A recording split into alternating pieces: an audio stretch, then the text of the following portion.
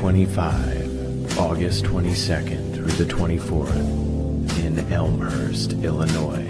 A weekend you won't want to miss, with special guests Cale Zeldin, Paul Vanderklay, Rod Dreher, Elizabeth Oldfield, John Vervaeke, and Jonathan Pajot. Midwestuary 2025, the Fellowship of the Spirit. Stay tuned for more details. Visit us at midwestuary.com for ongoing updates.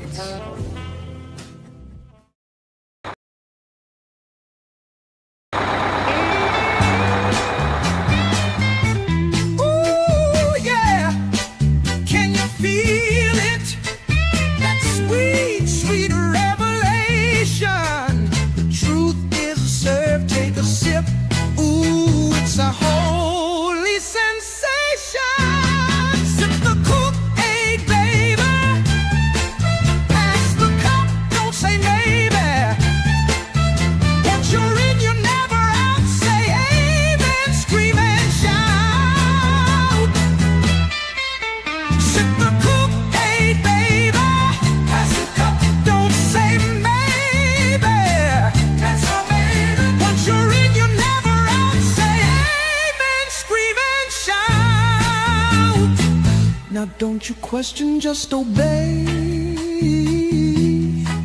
Groove with us and fade away.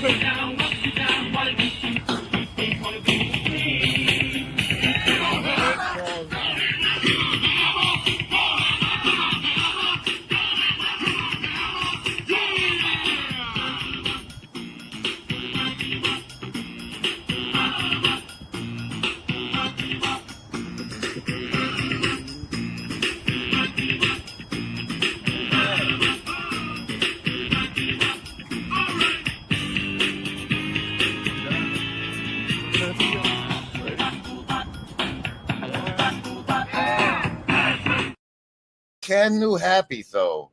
Great Ken New Happy, and I can rejoice about that. Rejoice, although this world will devastate you. And rejoice, although this world will penetrate you.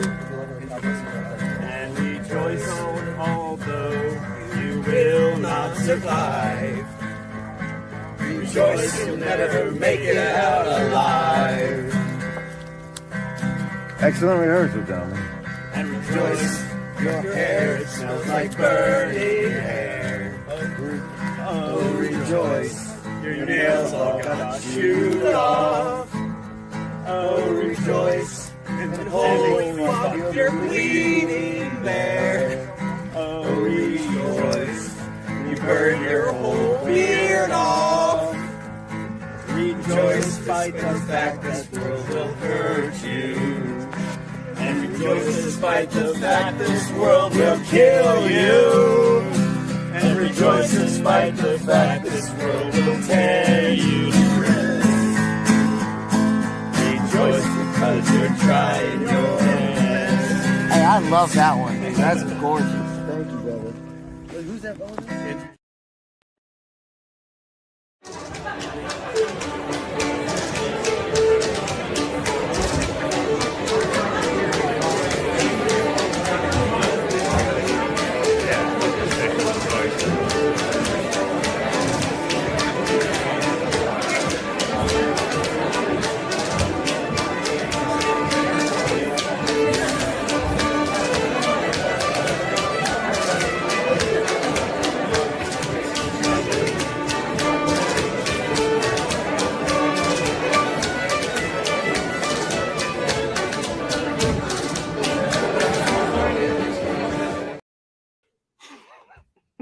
In other news, Ron Copperman was arrested last night after attempting to reveal secret sacred truths of the TLC to an unknown sociologist. Hold on a second.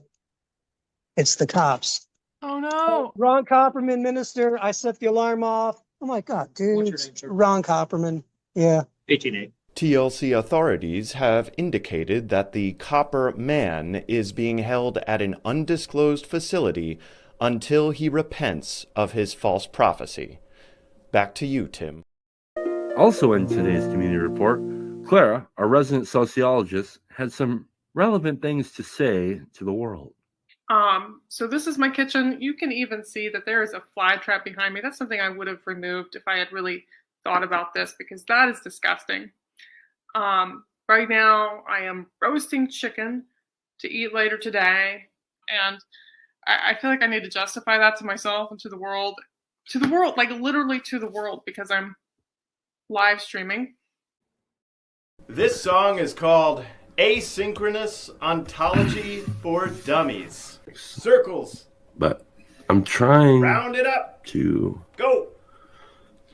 learn the song. There is no try. There's only do. Well, I don't know about the meaning crisis, left, right, black, white, or other vices, which Jesus Christ is right, or if we're all saved.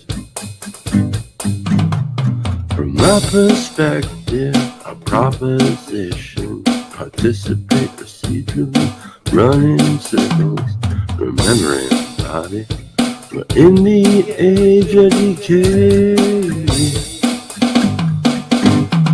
Symbolically speaking, the reapers are reaping them damn agricult. Oh boy, holy cannoli. Alright, we're getting there. You wrote the song, sir. Please, sir. I wonder if, from my perspective, the proposition, participate procedurally, running in circles, remembering body. We're in the age of decay. Symbolically speaking, the reapers are reaping. Oh, shish kebab. Shish kebab. You know, tips my fingers. They go. Not this one. Kind of go. The number.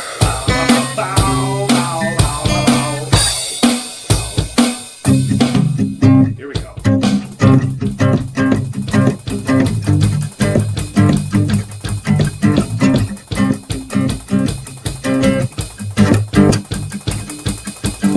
I don't know about the meaning crisis, left, right, black, white, or other vices, which Jesus Christ is right, or if we're all saved. From my perspective, proposition, procedurally running, participate procedurally, running in circles, remember everybody, we're in the age of decay. Symbolically speaking, the reapers are reaping. And agricultors are whispering sweetly. We're all in pursuit and need heavy of the beat. Red pill, blue pill, red pill, mushroom, venom tea. Red and pill, got one and number two. We're all the same damn thing. So clean your room, repent on sin. Ontology for dummies, the bird's eye. If you really knew, could you really say? Red pill. Oh. Ooh. Yeah. All right. I think I should be done with that because my fingers are All my being fingers and bitches. toes. Straighten up, bitch.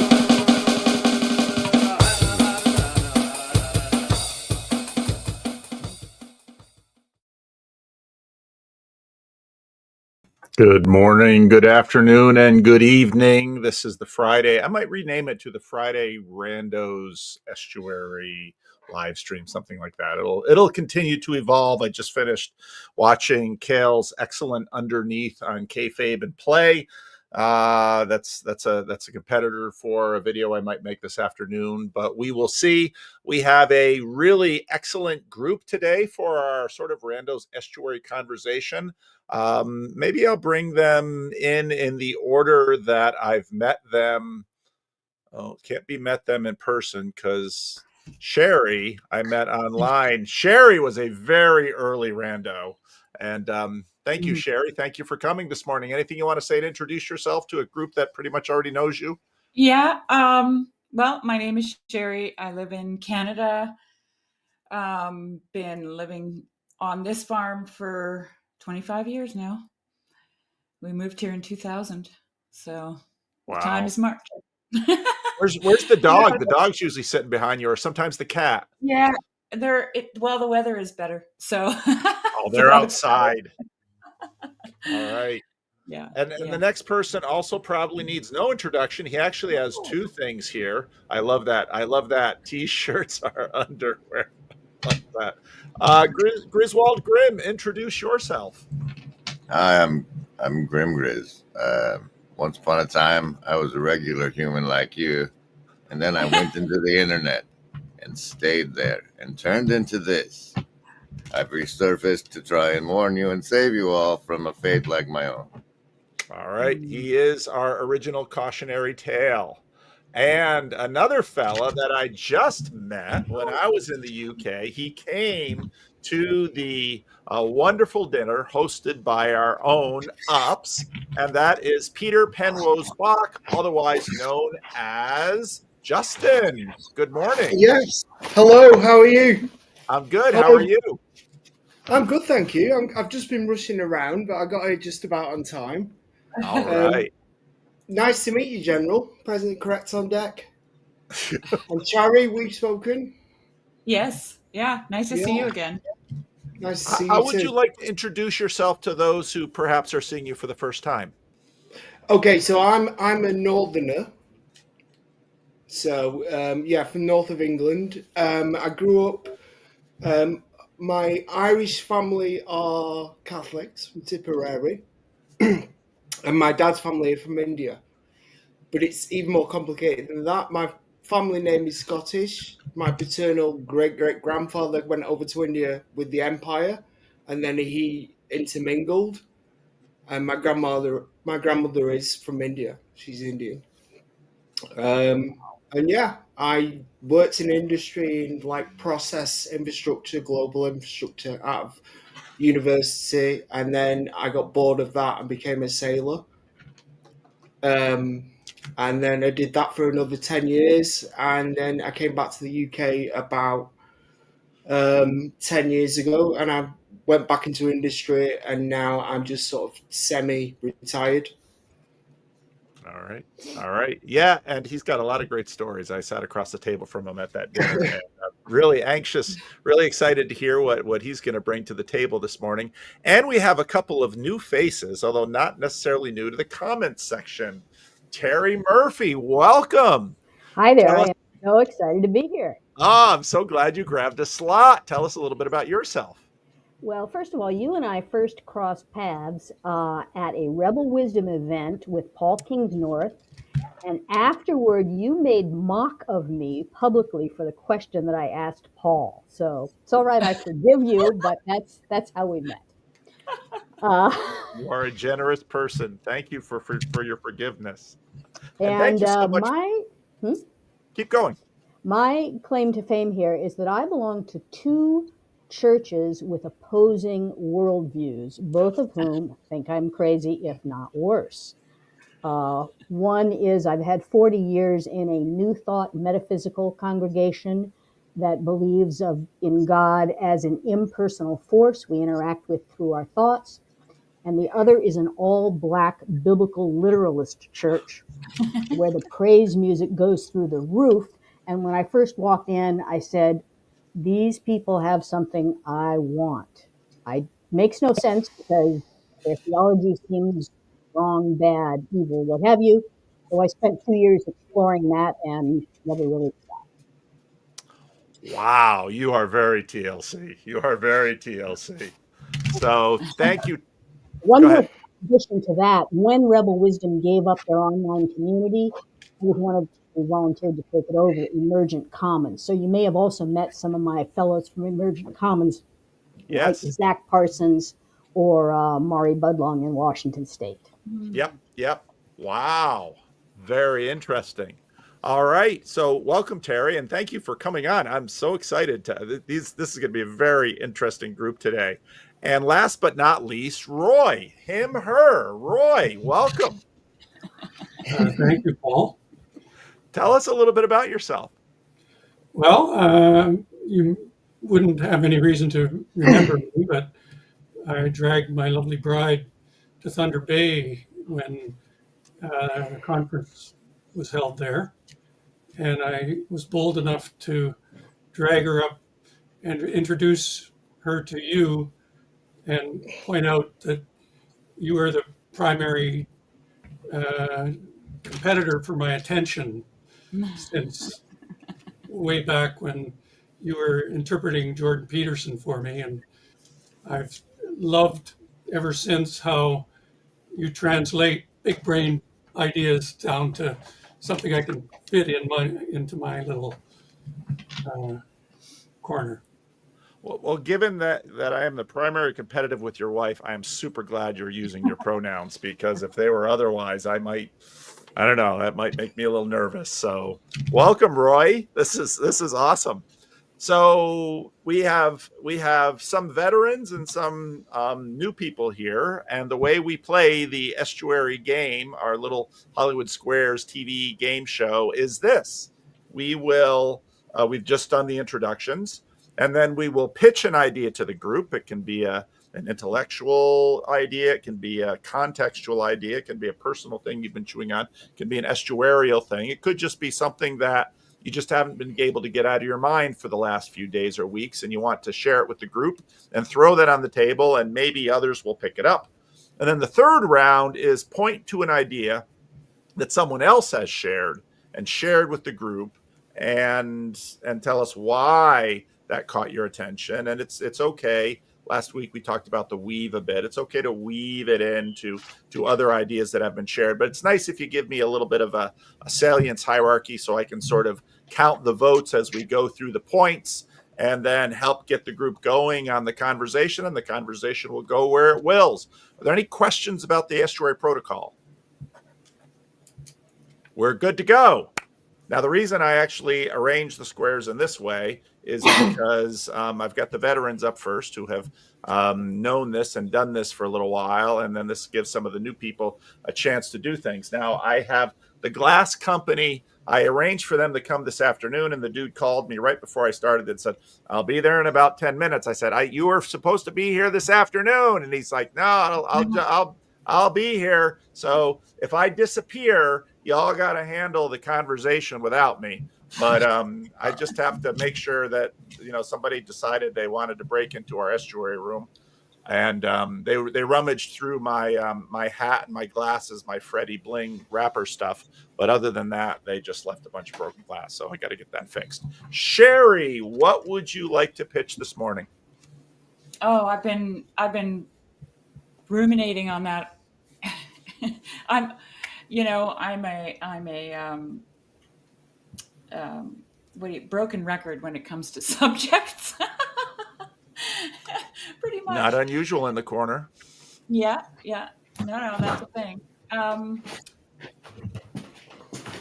So I think a lot about metaphor. I know that's a wide-ranging subject, but I think metaphor is how we carry meaning across to other people. And so I think about it in terms of storytelling. And but I also think about the fact that we're in a so-called meaning crisis. Like, this is what the corner is, how we, fumbled and stumbled into one another. And then I think about how when people are having conversations, which is what this platform is about, right? Most of the time they're trying to figure out what the other person means. They're asking the question, what do you know what I mean? Do you know what I mean? Right? So they're using language, they're having conversation, but meaning is the most difficult thing to convey. And so I keep asking myself, if we're in a meaning crisis and we actually never really know what the other person means, how do we solve it? So there you go. Okay. All right. The glass truck is there. The dude hasn't emerged, but well, I'll just keep my eye on the stuff. When I look this way, I'm just looking at the security cameras. So, all right. Meaning, Grim Grizz, what would you like to pitch to the group? I'm trying to gauge whether or not it is the case that those who identify as Christian have cognitive dissonance in getting behind paintball for Jesus and rescuing adolescent youth from a disembodied existence, because doing so would force them to confront their own relationship with screen time.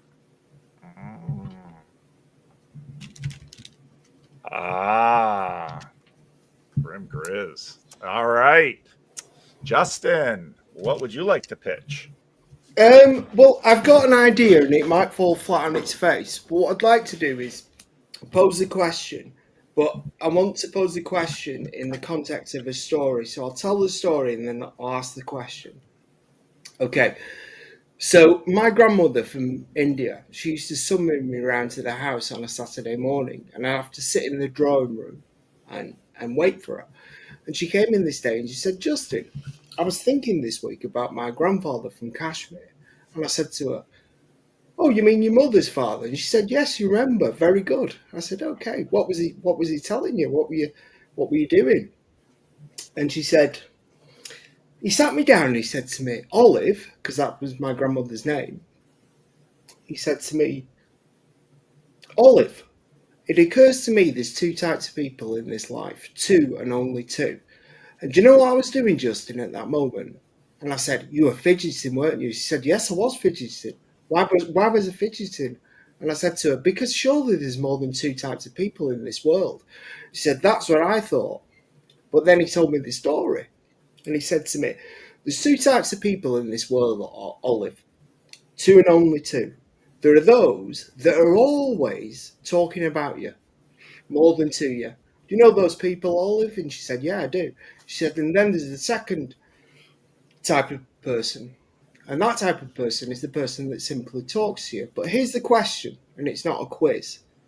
Which one of them are you?" And the question, that's the story, and the question is, what is prayer? And what role does the story play in prayer? Wow. Very good. Thank you, Justin. Terry, what would you like to pitch to the group? Well, I have been following Jordan Hall religiously for the last year, and I'm kind of blown away in ways I can only barely get my arms around, because it seems like he's, on the one hand, speaking for and defending a very specific kind of Christianity as the right way.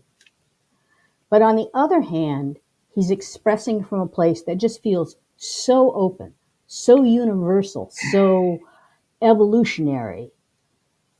And so my struggle for myself, and as I watch him, is how to hold those two opposites.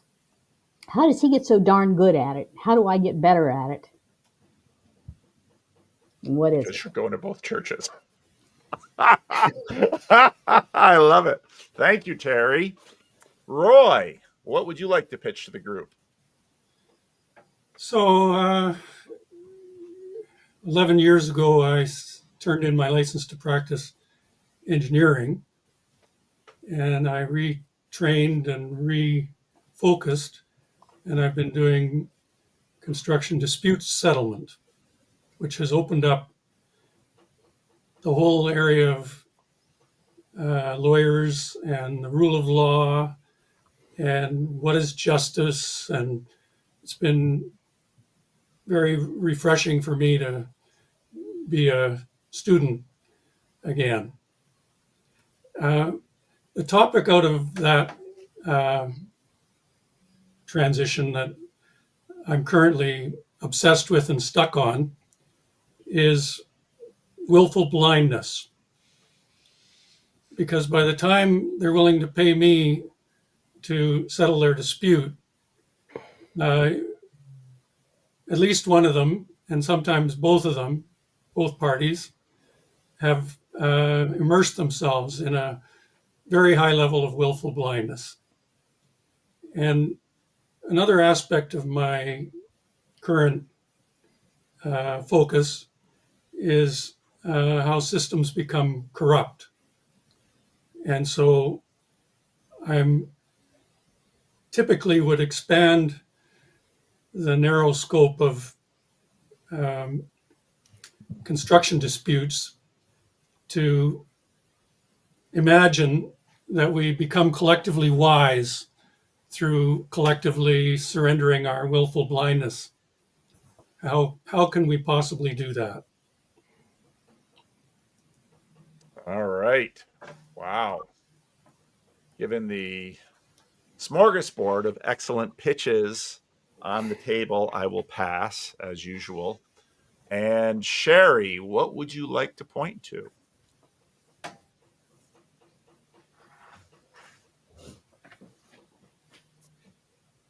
You have to unmute, though. Ears of corn and all. Sorry. I was going to ask him if he could reiterate his pitch because somehow I missed the thrust of it. So I just want to be fair and hear that again. Is that a violation of protocol? I will allow it. Paintball for Jesus is about getting, like, if the kid goes to church, we'll put him on the paintball team. And that's because, like, paintball is the best embodiment experience I've found to simulate the experience of playing a video game, like the flow state you can get into and whatnot. And that's why it's that. And my thing was, are Christians hesitant to support it because they would force them to acknowledge their own relationship with the screen to say that it's a problem that the kids won't get off the games. Okay, thanks, Graham. Well, I mean, I'm like gravitating right down to Justin's corner because he's talking about story. So story and prayer, and I think that's an interesting relationship. So I mean, I could weave, but I'm just gonna go with that. Okay, sounds good. Grizz, what would you like to point to?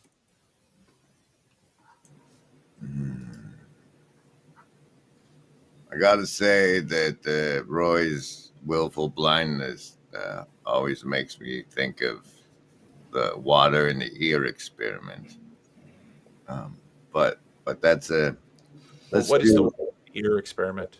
Like people who are like terribly injured, crippled, or whatever, they rationalize how like that their limb doesn't work. But this doctor went around and he put water in their ear, and then they realized that they like were forced into acknowledging the catastrophic state of their existence.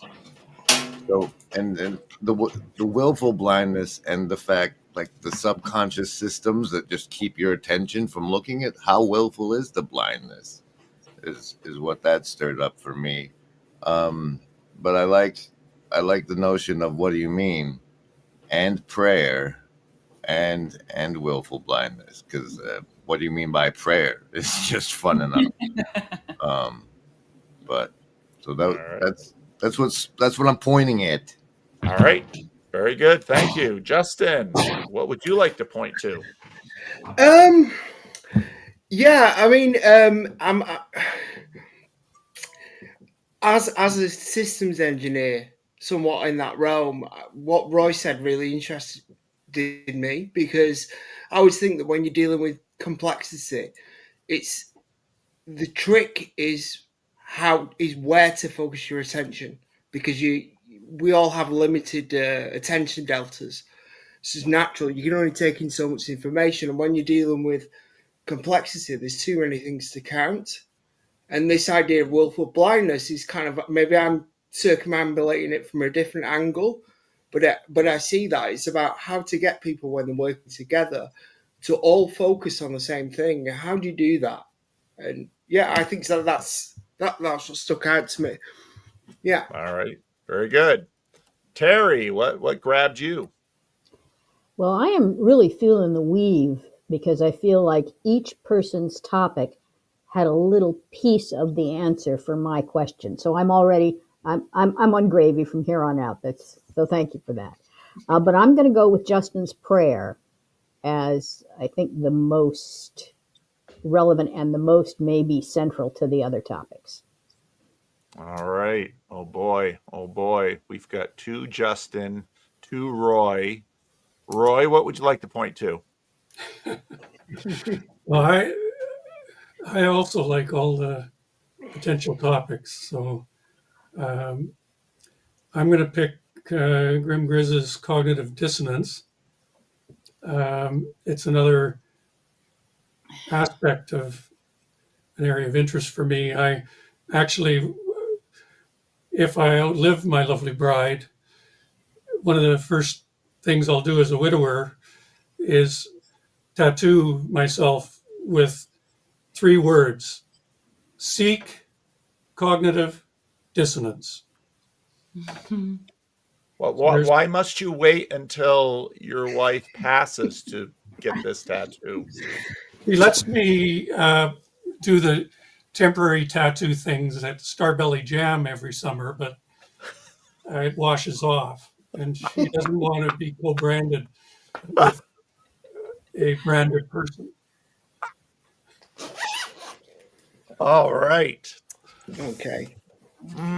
Well, I am going to point for the tiebreaker, drum roll, to Roy's topic, because Roy's topic grabbed me. And I'm going to do a little bit of weaving, because I sort of heard in Roy's topic also the background of Grim Grizz's topic about cognitive dissonance. And basically, I see a lot of connection between contractors fighting and blaming each other for this or that in a contract dispute, and who's going to have to pay for the remediation and all of these things going on, and parents nagging their children to get outside and play while they're scrolling Instagram on the phone.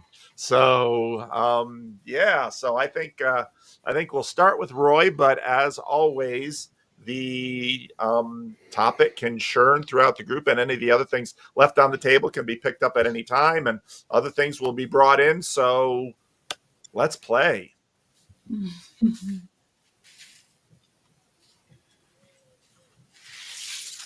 What happens is anybody can start, right? Anybody can start. You can often the person who wins can go into a little bit more detail in this. Sure. And it's interesting to me that on one hand, you talked about, willful blindness. So there's an element, I would imagine. So my son Jared, as an engineer, in his first job, he was working at a major.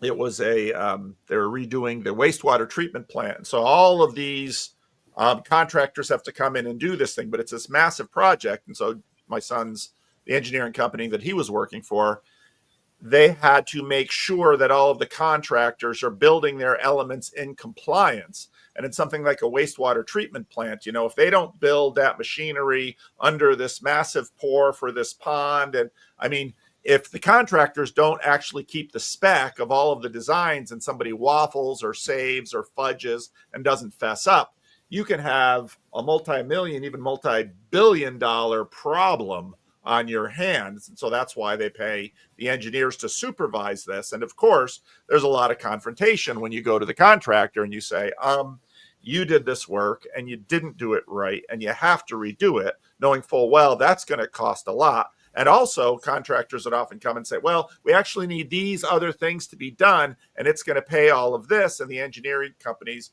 job was to go through that line by line and say, oh, now I've got the glass guy. So keep talking. I got to deal with the glass guy. Oh, I got Freddie too. I got Freddie, and I'll put Freddie in charge of the glass guy. That should be fun. Is he a contractor? There's some willful blindness going on here. That just sounded like buck passing. Yeah, well, and of course, I'm now 50 years. If I include my dispute resolution work in construction, it's been 51 years of watching my industry gradually have their trust erode. So in the 70s, it was fun. We collaborated. None of us had ever had to deal with a lawyer. In the 80s, we'd hear about people in our city who ended up in court. And by 2014, when I turned in my license to practice, everything we did, we felt at least 5 lawyers were looking over our backs at what we were typing. And a lot of people react by not taking responsibility for their work. And no wonder budgets get blown and schedules get blown and disputes end up. It's a self-fulfilling prophecy. In terms of cognitive dissonance, I can't seem to get the parties into a state of cognitive dissonance. They're holding on to their story for dear life, and their lawyers are rewarding that behavior. And the whole system where a dispassionate lawyer adopts your story and pitches it to the best of their ability and outsource morality to the judge or arbitrator or all the other top titles they've given me, causes lawyers to become burned out and moral relativists par excellence, and so on. I've probably gone on enough. That's my more detail into willful blindness. Well, based on that, I'll say it sounds like the popularity and efficacy of frivolous lawsuits in the 80s have resulted in a culture where that avoiding legal responsibility is the most important thing.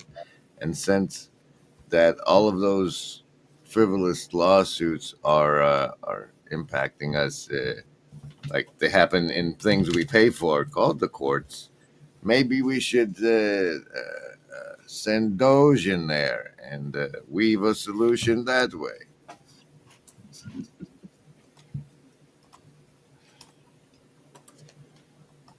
What I find interesting about this conversation so far is that Terry's subject seems to be the underlying foundation of almost everything that everybody's talking about. It's and I think it's so well manifested, Terry, in your going to these two particular churches, because it's the tension that we hold between the universal and the particular, right? And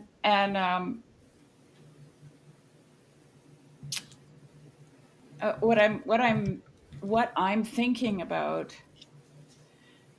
Roy, when you're talking about this, is the example that Ian McGilchrist uses to illustrate the function of the left. Like, it's a very simple example, but the left and right hemispheres, where you have a bird on the ground, right? And the left hemisphere is looking for food, looking for the thing it can grasp. And the right hemisphere is keeping an eye on the environment so it doesn't get eaten, right? So, I mean, I don't know much about arbitration and all that stuff, but you've got people who are particularly focused on something particular, then have to create a narrative around that in order to achieve the goal that they've been handed. Like, you know, here's your job, do this job. And so they become hyper focused on the particular, but like you said, the construct, like the guy that's got the vision of the whole project is saying, yeah, but we can't move forward because we need all these other things out here at the edges, right? And so then you find yourself in that place of tension between this universal picture, let's say, and the particular problem. And it's personally, it's why I'm always beating on the drum of integration and synthesis and synergy, right? Because if these things stay distinct, then you never actually can reach a resolution. They have to come together, and they are seemingly opposite, right? Seemingly opposite, but you probably, I'm assuming you're the arbitrator, you know, can see that if they were brought together, there would be a flourishing happening, right? So those are my thoughts. The foot is not the hand. Not everything needs to be brought together and synthesized. Parts need to be distinct. But like the propensity to try and to combine what can combine, I can admire. I'm not saying that there shouldn't be distinctions. I think there has to be distinction, but it has to be a distinction without division, because the hand and the foot are still part of the body. Like if they didn't know they were part of the body and started acting autonomously, you'd have some serious issues, right? Well, and I interpreted what you said, Sherry, to be that, you know, the brick mason has to realize he's building a church and make accommodation for the other tradespeople on site and the inspectors and the designers, and feel like they're part of a team realizing a vision. Is that how you meant? Yes, and actually Justin's topic of prayer and story are also illustrative, to me anyway, of that universal and particular tension, right? Because story it gives you a bigger picture. It puts things into a context, and like we really don't understand much without context. Whereas prayer can be very particular to you. Like it, you know, it's your conversation with God. It's your relationship with God. What? I'm just saying what the church, like what everybody else said. It's like I'm reading a script. What are you talking about? It's a conversation with God. Getting some dissonance there. Well, when I heard Justin's pitch, and the story that goes up, there are two kinds of people: those who talk about you and those who talk to you. that grabs people very quickly, because people have the sense of, even though gossip sort of has a function that that works for human communities, we also have a sense of the malicious aspect of function. And then applied to prayer, I understood, I mean, Sherry's meaning topic, I understood the complaint of being, you have all kinds of people who want to talk about God, let's say in very much a Sermon on the Mount way, for the religious show, but that religious show does not necessarily reflect their true relationship with God. In other words, a lot of religious people like to drop names. And they like to drop names because they're playing a power game, and they're playing a holier than thou game, and they're playing a bunch of these games. And we often find that game distasteful. And I think that actually connects with Terry's topic. In what she sees in Jordan Hall is, on one hand, Jordan Hall became you can't be a general Christian. You're a specific Christian. You go to a church, and that church is going to have all sorts of crunchiness about it. To be a Christian and not a member of a church is sort of like being an American but not paying taxes, because you're not invested and you're not specific and you don't have skin in the game.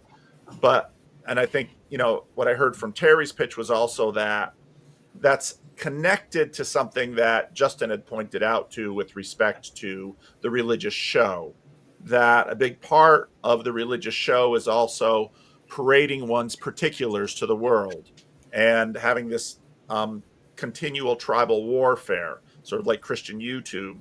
To be a Calvinist is better than being Orthodox or Catholic, or, and so she sees in Jordan Hall sort of an attractive element of, he's crunchy like a good Christian should be. He's got a core, he's got ideas, but he's also open. And so that's important. So I'm just sort of trying to get at the meaning here. But then again, this idea of willful blindness there's basically a lie going on, which is what I heard Grim Grizz talking about. That the lie of the parent who says, are you going to be inside playing that video game all day? And Grim Grizz is frustrated because he sees Grim Grizz for Jesus. He sees paintball for Jesus as sort of a salvation narrative for America's youth. And he notices that, well, maybe it's because the parents who have the religious show really aren't that Christian either. And so the fruit is not falling far from the tree. There, I've just summarized everybody's pitch, which nobody asked me to do. Here's a question, I'm just saying this to clarify whether or not I'm really understanding this. What I'm hearing there is a lot of cognitive dissonance. What do you mean? Where people are saying one thing and doing another. Right? People do that? Yeah. A performative contradiction buzzword bingo, eh? Mm-hmm. Yeah, but I just wonder how possible it is to be any other way. I want to give that the benefit of the doubt in some weird way. Because we always want to kind of solve the problem, right? But what if we just see the problem, see something for what it is? It seems to be the case that this is how people are. This is often why a lot of people deconstruct, because they see what they call hypocrisy, right, in the world, and they can't handle it. They think that everyone has to actually do what they say, but nobody does what they say. So what's the utility? Is there a utility in that? Are we supposed to hold the tension? I think it is. Oh, sorry. No, I was just going to agree with you. I think it is about the tension.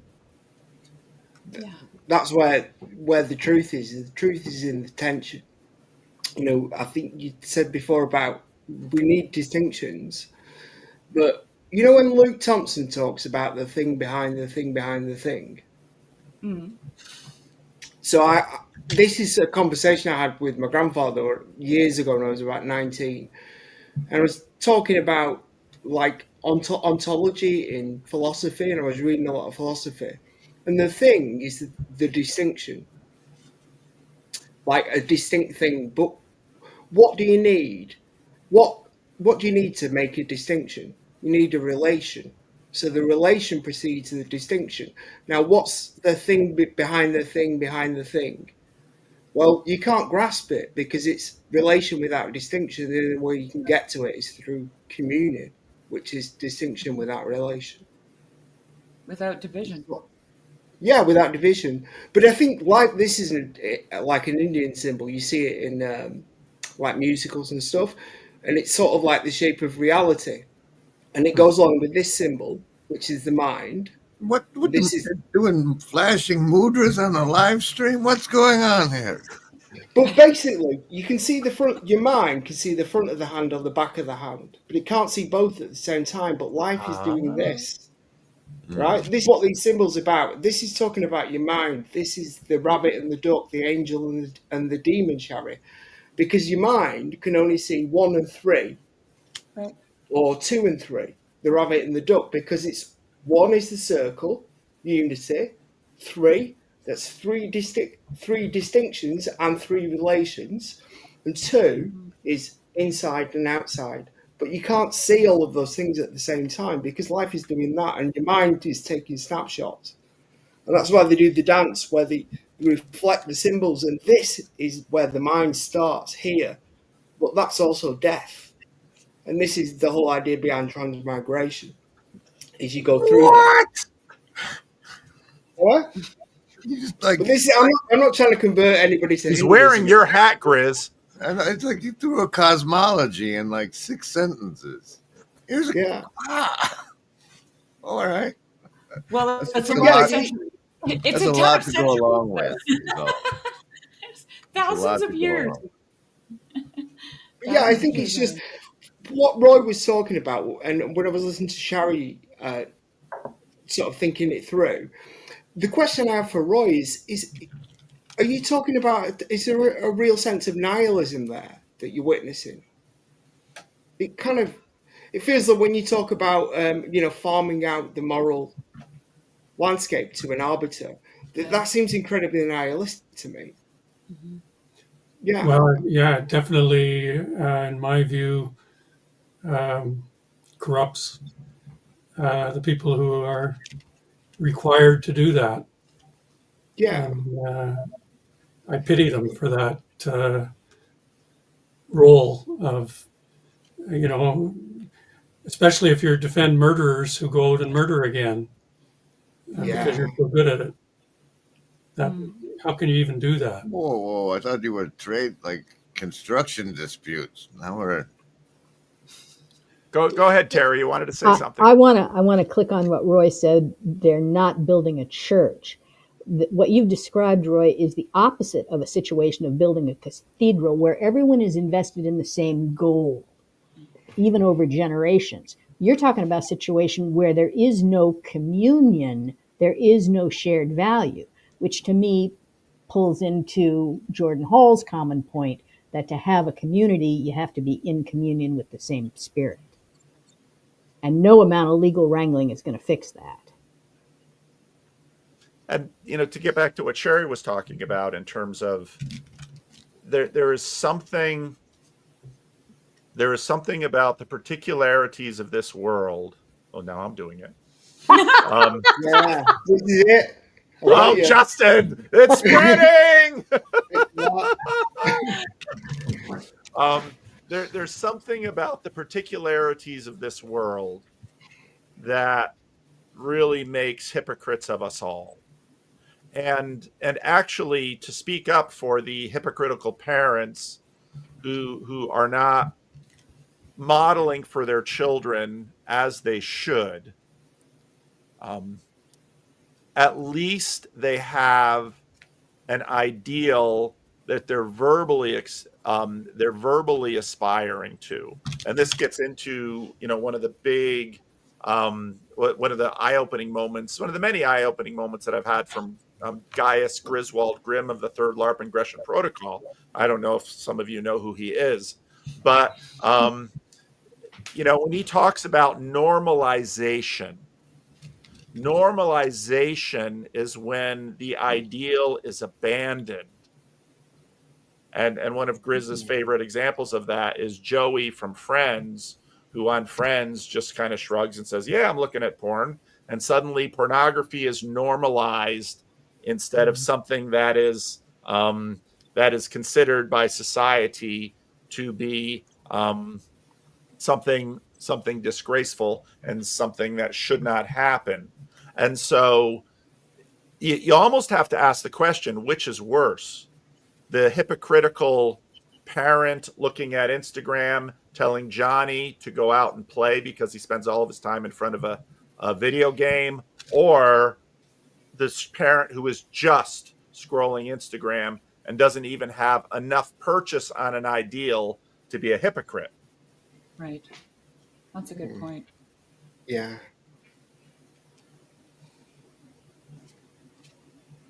I mean, the Apostle Paul said, the things I want to do, I don't do, and the things I don't want to do, I do. Right? I mean, he struggled with it. So. But when you put it that way, it's like idle hands are the devil's playground, and the devil's in the details, and you have very detailed devices in your hands now, and it's as if there's a force out there that wants nothing more than to steal, kill, and destroy. Yeah. And how is that force best resisted? Sometimes all people can actually muster is hypocrisy. And that might be a level about it. What's that? At least I'm a hypocrite about it. That's right. So, Grim, I would encourage you to watch some of the video out there regarding the Facebook whistleblower. She testified this time to a congressional committee that's enthusiastically promising to address Facebook's abuse of its power. And that makes me think about the idea that we're developing the technology. We currently call it AI. We're grappling with the ability of that technology to lie. And so we're all becoming extremely carefully curators of what we see over the internet. And as we continue to advance that technology, I'm can see that, the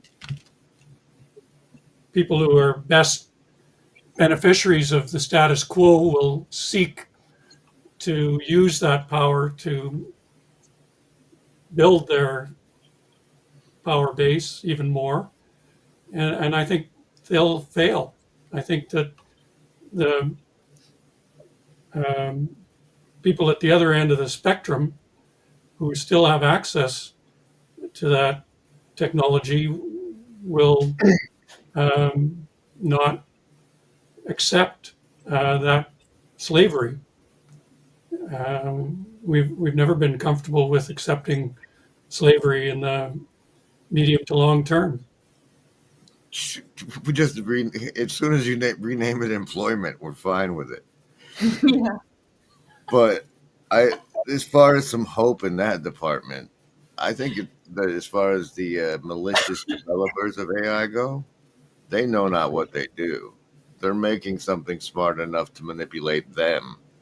And if there's inherent good in our ability to use language, then those things will manipulate them toward it, and we'll all be better off. So there is a ray of hope, because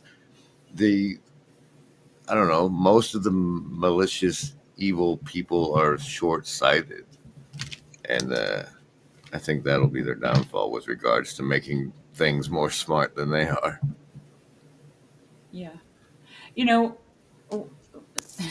it just occurs to me while I'm listening that there's no way that anything can profit anyone if no one uses it.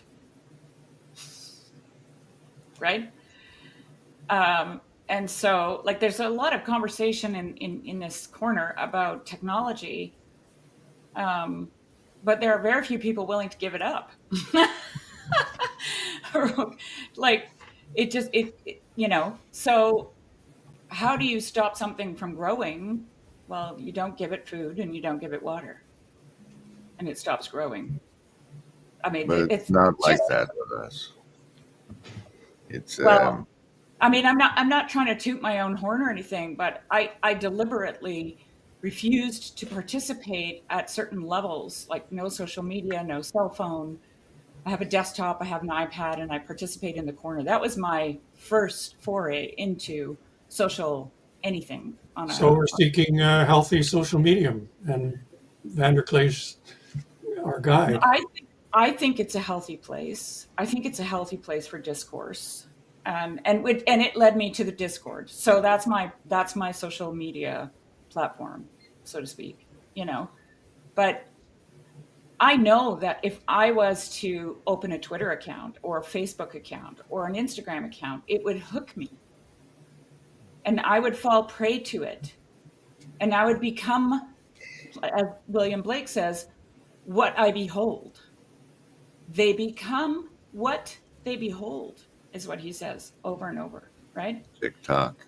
And so I just have to, like, militantly refuse to participate in it.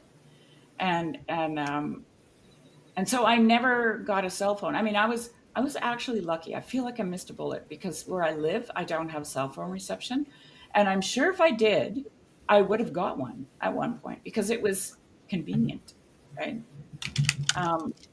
But I never had a good reason to get one. Like, why pay $200 a month for something you can't use, So that's kind of what kept me away from it. And then the longer I was away from it, the more destructive I saw how capable it was of, becoming an actual appendage on someone's body. Like, the fact that people can't go anywhere without their phones freaked me right out. I'm like, I don't carry my landline wherever I go. I don't have like a really big extension cord on my landline. What if it rings? She got this wire.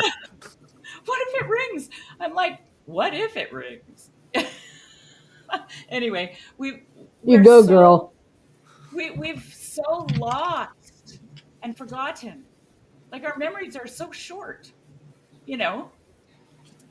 Anyway, I'm going to stop preaching because I loved your example, Roy, about Facebook and the government, because of course we had this moment where the Biden administration was telling Twitter and Facebook what to allow and not allow. We don't want the government monkeying around for its own purposes with Facebook or Twitter. But then once you bring Facebook and Twitter into a hearing, we have this strange dynamic, and we very much have this with technology, as Sherry was just arguing. Once you sort of enter a space with it, it has to be dealt with now, and even deciding to ignore it doesn't deny its existence. It just means that there's a new option. And I mean, we have all these choices around us with respect to that, because the truth is that parents, back to Grim Grizz's topic, parents were negligent before they had a cell phone. Parents have always found lots of ways to neglect their children, and cell phones. And part of why parents bought televisions is so they could sit their children in front of it, so the parents could go and not be bothered by their children. It was the one-eyed babysitter. That's what when I said that stuff when Sherry was talking about but that's not how we work. It's that we replace things. Like, instead of spending these hours on the phone, I do what? And that what's been normalized since 1970 is once you come home, you park yourself in front of the altar. And I think we've lost the what else that humans used to have. And without some revivification of that. Well, Grim, here's the question. I mean, what is attracting people to the screens? I'm going to point back at Justin's topic of discussion. It's stories. That's what they're looking at. They're looking at stories. If it's television, it's a story. If it's Instagram, it's somebody's story, right? If it's Facebook, it's a story. Like, that's what people want. They want stories. They'll sit for a story, no problem. And in fact, you will create stories. Like, I'm watching our own Office of Secular Quranism, and the story that she's wielding in the chat as we go. And I'm thinking about how, I mean, there's always this, once you have the live stream, some spirit will often come to sort of possess it. Mm-hmm. And so she is working very hard to try to possess the spirit of the live stream. And you can choose to ignore her. I tend to find that her tweets sort of reinforce the opposite of what she promotes. And so I just kind of keep an eye on it and make sure that the possession doesn't get sort of too ideological, or not just get too strong. I can pause her for 5 minutes or something like that. And I'm talking about it now. So now I'm starting to cross over into the hive mind, and there's so much to this. And I'm so glad that Sherry's in for this conversation today, because she doesn't have a smartphone. There is no cell signal where she works or where she lives and works. And so part of the fun thing about Sherry's contribution here is that in some ways, 80% of Sherry's life, maybe 70% of her life, is in the 19th century. And there's a little 20th century, and there's some 21st century. But, via Sherry, we can sort of ask the kind of question that she just asked. It's like, why are the screens why do they so possess? And you could look at the Office of Secular Quranism in the live chat and ask, why do her little propagandist statements that are very religiously crunchy in her own very particular way, why do those possess? And of course, most of the people that she's possessing aren't in any danger of becoming like her. But there's something inside of them. All possession works from, just like the con. The con always works on that thing in the mark that the con man exploits.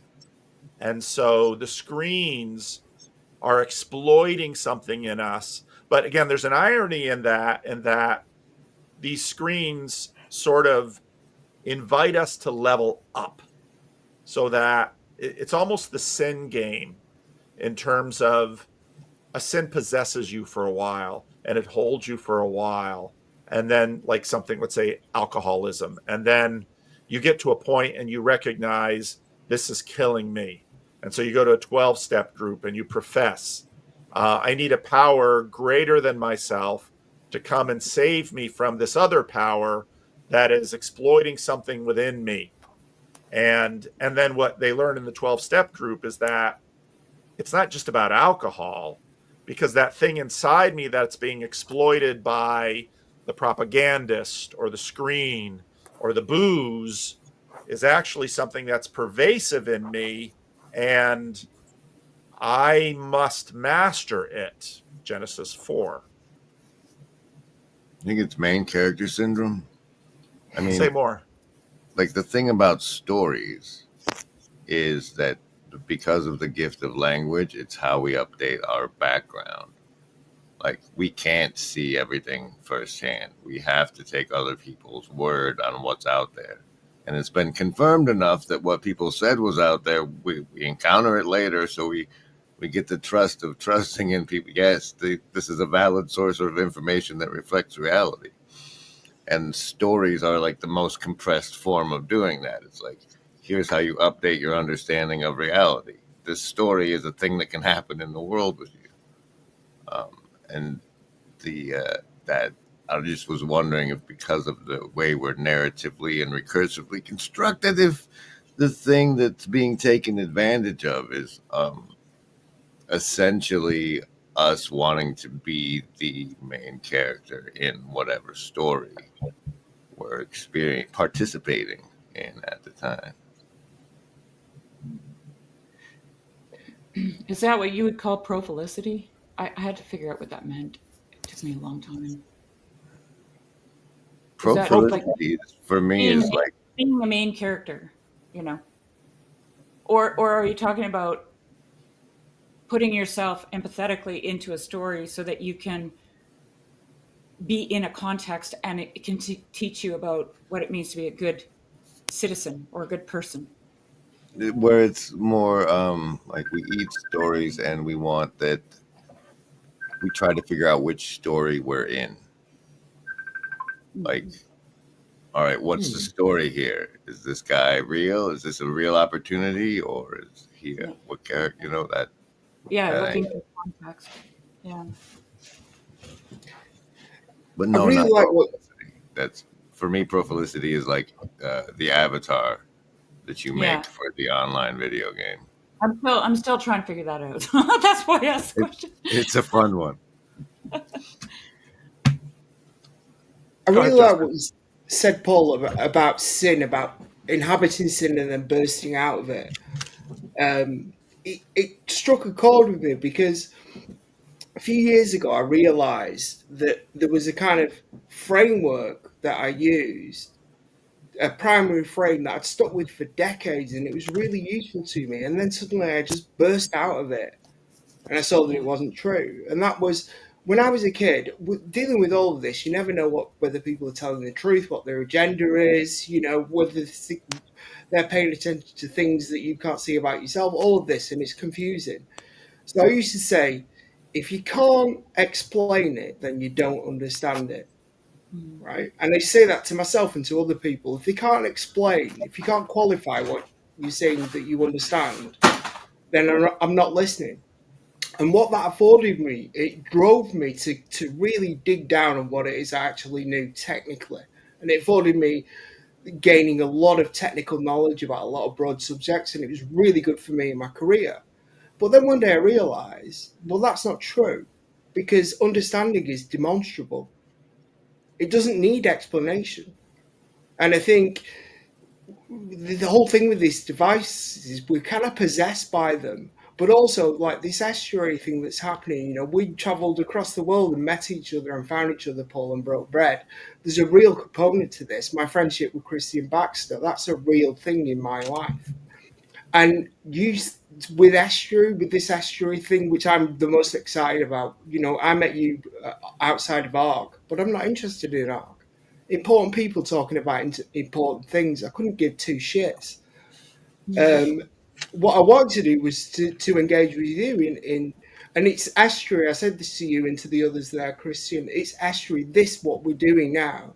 This is teaching people. It's an arena that you can practice community building, and you can go out there and build communities and build friendships. And I think, you know, the flashing lights on top, the analogs, the adornments, the stories, they're all movement towards communion. That's got to be the aim. Is it communion or is it distinction? You know, and I think the internet's kind of like, when I came out of school, I got pulled into this giant engineering company, and they were literally building the internet, and I was a problem solver, and I was kind of thrown into it really naive. And one day I realized that we're building a planet brain, right? And our devices, they're like synapses. They're like, you know, we're neurons. We're making a planet brain that we're all going to be linked in. And I used to say to like the people above me, like, you need to start thinking about what the world is going to be in 30 years' time, because it's not going to be this world. And the world was shifting, and the only people that could keep up were the naive people like me who didn't have a backstory as to what the world should look like. We were straight out of school, and so all we had was our naivety, and that fed our imagination. And when we were looking at the ground as it turned, we weren't holding on to the story of the ground is set and these are the boundaries. So it was naivety that was young people like me. We had that naivety, and we just took the ground for what it is. And there's hope there with regard to all of this of the internet. Is these children, we worry about the sort of neuronal impact that these devices have, because they are kind of dopamine machines. But also these kids are seeing it for what it is, and maybe they're seeing it at a deeper level than we are, as we get older. And I think it is like that. Everything ebbs and flows, generations come in, and it's all about sailing the seas that meet you. And I think when you get to my age at 50 odd, I think the world is a certain way, and it's hard for me to get out of that because I rely on it every day. But kids are bouncy. Kids bounce, right? So they don't think about, they just want to eat the world and see it. And there's hope in that. I went on a bit of a rant there, but... Sorry. I've had complaints that we haven't heard enough from Terry and Roy, that the OG corner people are holding court. So we do want to hear from you too, but I'm not going to force you. I want it to be Terry first, and then I'll do a rant.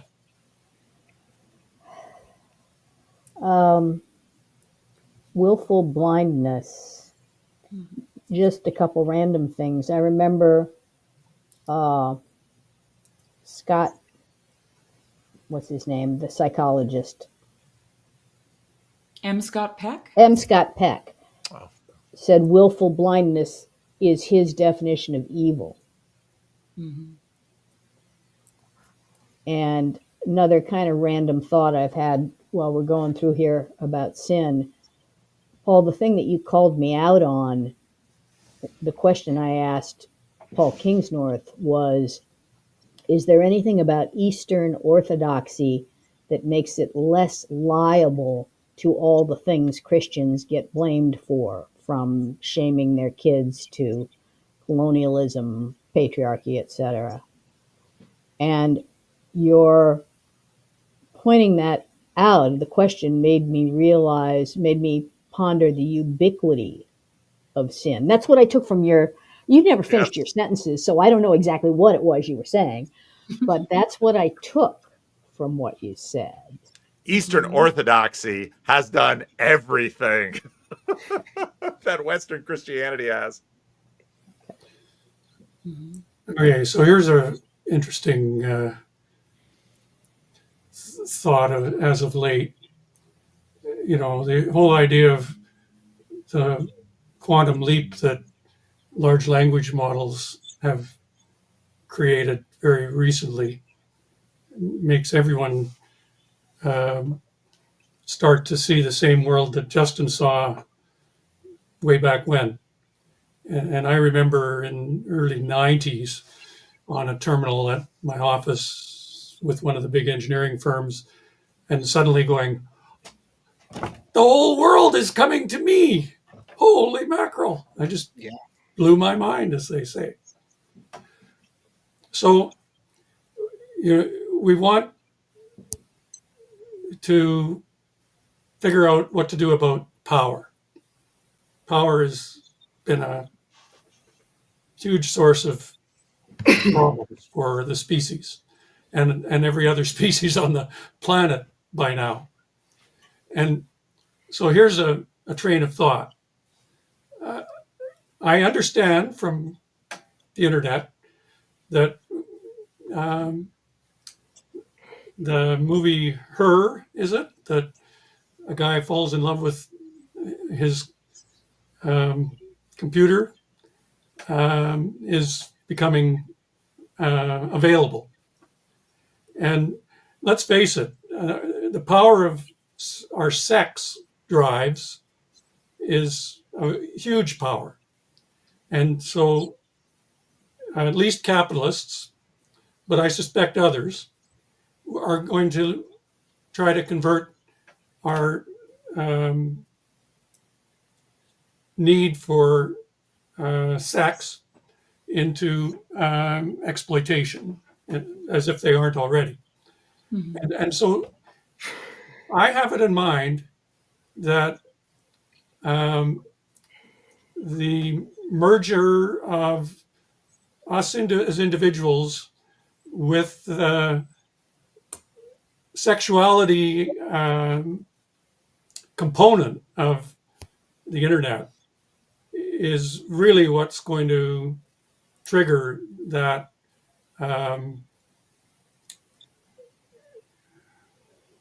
quantum leap into us becoming, I hope, collectively wise.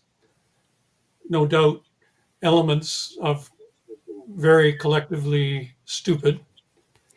We all know how stupid we can get when it comes to our choices around our sex drives. But it's happening fast, and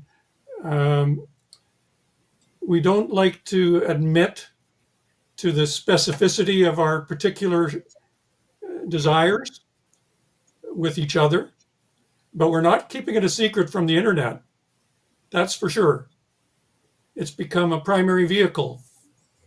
And so if the internet knows all of our most secret desires, what's that going to do to us as individuals? Are we going to give up shame? I don't know. It's a whole field of quandary for me. I just want to toss out there that this whole notion of sexual drive and us is sort of a euphemism for the creative force behind the universe. And it's our embodiment of that creative force. And that if we spill it into a machine, that's like unfertile soil. Right. Hmm. What's interesting about that is that in this seemingly oversexed culture because of the internet, or what it seems that way, there's less and less fertility in the world, and apparently, according to the statistics, there's also less sex happening between young people and marriage. Like, human beings are so interesting in this regard. Like, they often have this unpredictable reaction to something. And somebody recently in this conversation, I don't remember who it was, I think it was you, Justin, actually, was talking about, pushing sin out, like or Paul was talking about, getting caught up in sin to a point where you just break out of it. Do I have that right? Yeah. And to me, that seems like the image that I have in my mind that goes with that statement is a labyrinth. Because you get in the labyrinth and you move with all the enthusiasm of someone trying to get out of something. Through the labyrinth, you come to the dead end, and then you have to turn around, go back, and then try the next one, right? So you just keep kind of playing the thing out till it reveals itself as a dead end, and then whoop, around you go and find the next one. But you really can't know what you're going towards. You just don't. There's no way. Like, this is this missing the mark thing for me. You don't know what you're targeting. Like, it's not that you can't hit the target. You don't even know what you're trying to target. Yeah. You're really tapping around in the dark somehow. Yeah. Well, it's interesting in listening to us talk about this, the dynamic between sin and salvation. I mean, Jesus asked at one point, will many be saved? And the answer basically is like, and so then you think about what percentage of alcoholics achieve sobriety. I don't know the answer to that question, because part of the question is, There are alcoholics that I've known that absolutely had to achieve sobriety, or they would drink themselves dead at an early age. And then there are alcoholics who they sort of stay in this twilight of alcoholism. They can sort of manage it, but then are they really alcoholics? And so and you can think about that in terms of all these various sinful, sometimes some of them are called thirst traps that are all around us. And Jesus says Satan is like a roaring lion, roaming lion, looking who they may consume. And so this world is like that. And it's both the case that probably more alcoholics die without sobriety than who achieve sobriety, yet also as a group. I remember, I really have to get that book that Chad recommended about the writing of the Big Book, because when you read the stories from the 1920s and 30s about what was going on with respect to alcoholism, and it's really helpful to know that even though prohibition was a failure on many aspects, consumption of alcohol in America after prohibition actually declined considerably, which is interesting.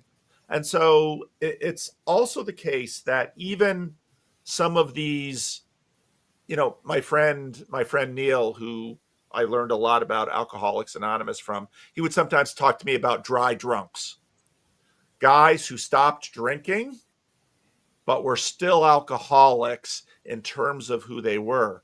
And so this question of salvation, whether we're talking about screens, whether we're talking about alcohol, whether we're talking about, sexual impropriety, it's super hard to know, because shalom and wholeness itself is this matrix which, just like you said, Sherry, we barely have a grasp on. And so someone might just white knuckle it and they might stop drinking, but they're just as bad as an alcoholic, because the rest of their life is governed by grievance, resentment, all of those things that alcoholics will tell you drive their addiction.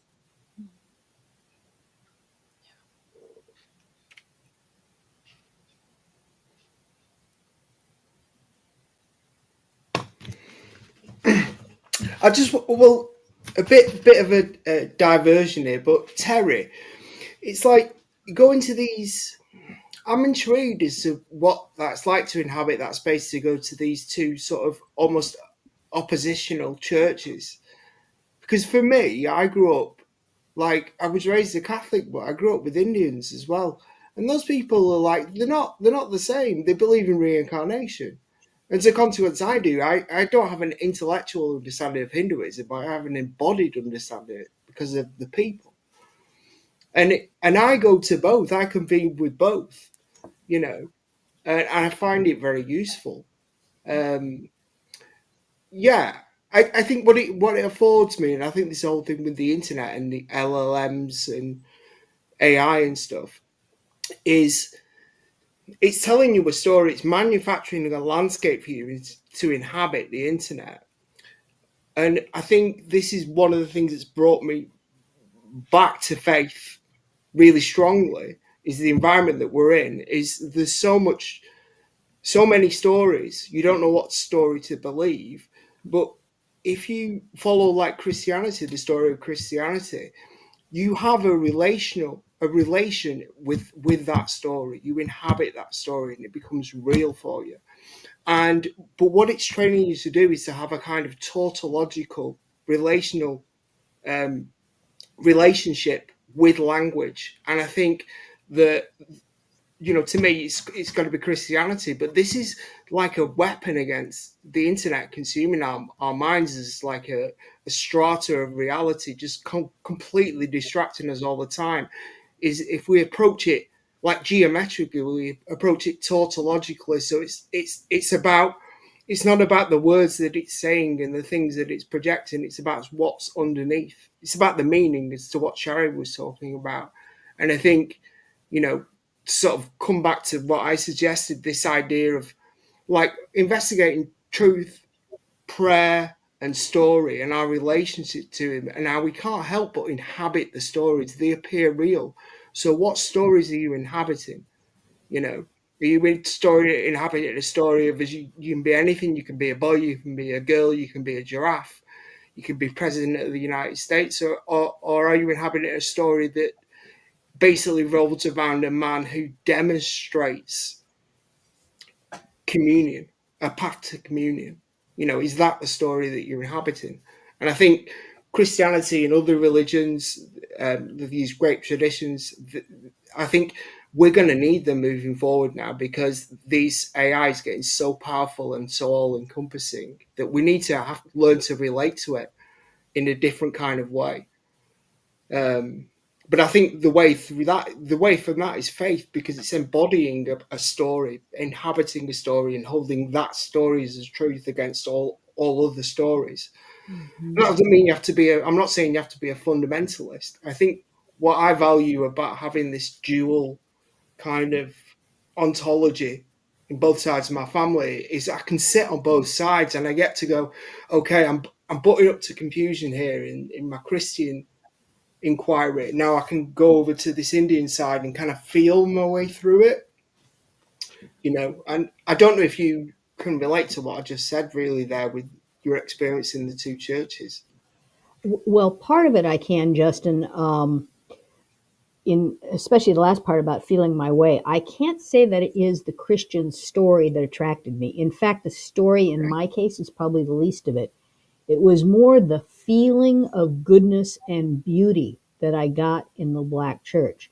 Something was just right and beautiful in the way the people related to each other and in the way they related to God with praise.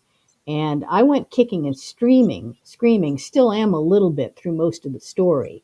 And yet it just felt like there was truth in this place. Do you know what? That's exactly how I feel about my Indian grandparents and my Indian family. It was like, I mean, I always loved Jesus, but I had to sort of go through the process with that. And it was like I had to learn this story. But my Indian family and Indians, I just light up when I'm around people from that place. I just sense it, you know. It's not really about the story or any intellectual idea or any of these structures. It's just about these people manifest a kind of ease and a gentility of communion that wasn't present in the West when I was growing up. It was very different. It's very combative, very competitive, which I enjoy as well. But it's this kind of, you know, my grandfather used to say, life is a dance, death is a dance floor. And you're bouncing up and up. You bounce on the dance floor. This is transmigration, by the way, that I'm trying to introduce. But yeah, it's a really beautiful way of looking at life, you know. And I think the good thing about this space, I know I'm repeating myself, but it's allowing all of us to express our relationship with the things that really drive us and hold us and all of those things, and just, you know, in whatever way we can. And I think that's really healthy, because going away, I know I'm going to think about this conversation and all the things that have been said, and I'm going to try and apply it into my life. You know, everything I get from this corner, it's all about real, you know, your localized relationship where you're at maximum porosity with a person. There's so many boundaries here on this screen, but when you're talking to a person right in front of you, you know, you can sense them, you can smell them. The experience is fuller, and there's actual, you know, there's chemistry going on, there's biology happening, and all of that. And that's if we're going to do all the thinky talky stuff and tell all these stories, to me, it always has to be in service of that, is communion. And I think that's how we get through everything, is every day. My granddad used to say, you know, all you need in life is to put your head, your heart, your hands and your feet in the same place and bring an ounce of grace. And if you can't find grace, Justin, for God's sake, find some gratitude. And I just thought that's a really nice way of looking at, yeah, isn't it, Paul? Because you start with gratitude, it's the hop, skip, and to grace. And if you can find grace, you're on your way to communion. And I think we're practicing that triple jump here in estuary, and the TLC has that flavour for me. So I do estuary in Winnipeg, where I live here, and value that time. And to your point about there's no substitute for being physically present with others. The dispute form that I am licensed to use requires that I issue my determination in 35 days. And the agency that is the legislated authority is strongly discouraging site visits. And I insist on a site visit when it's appropriate.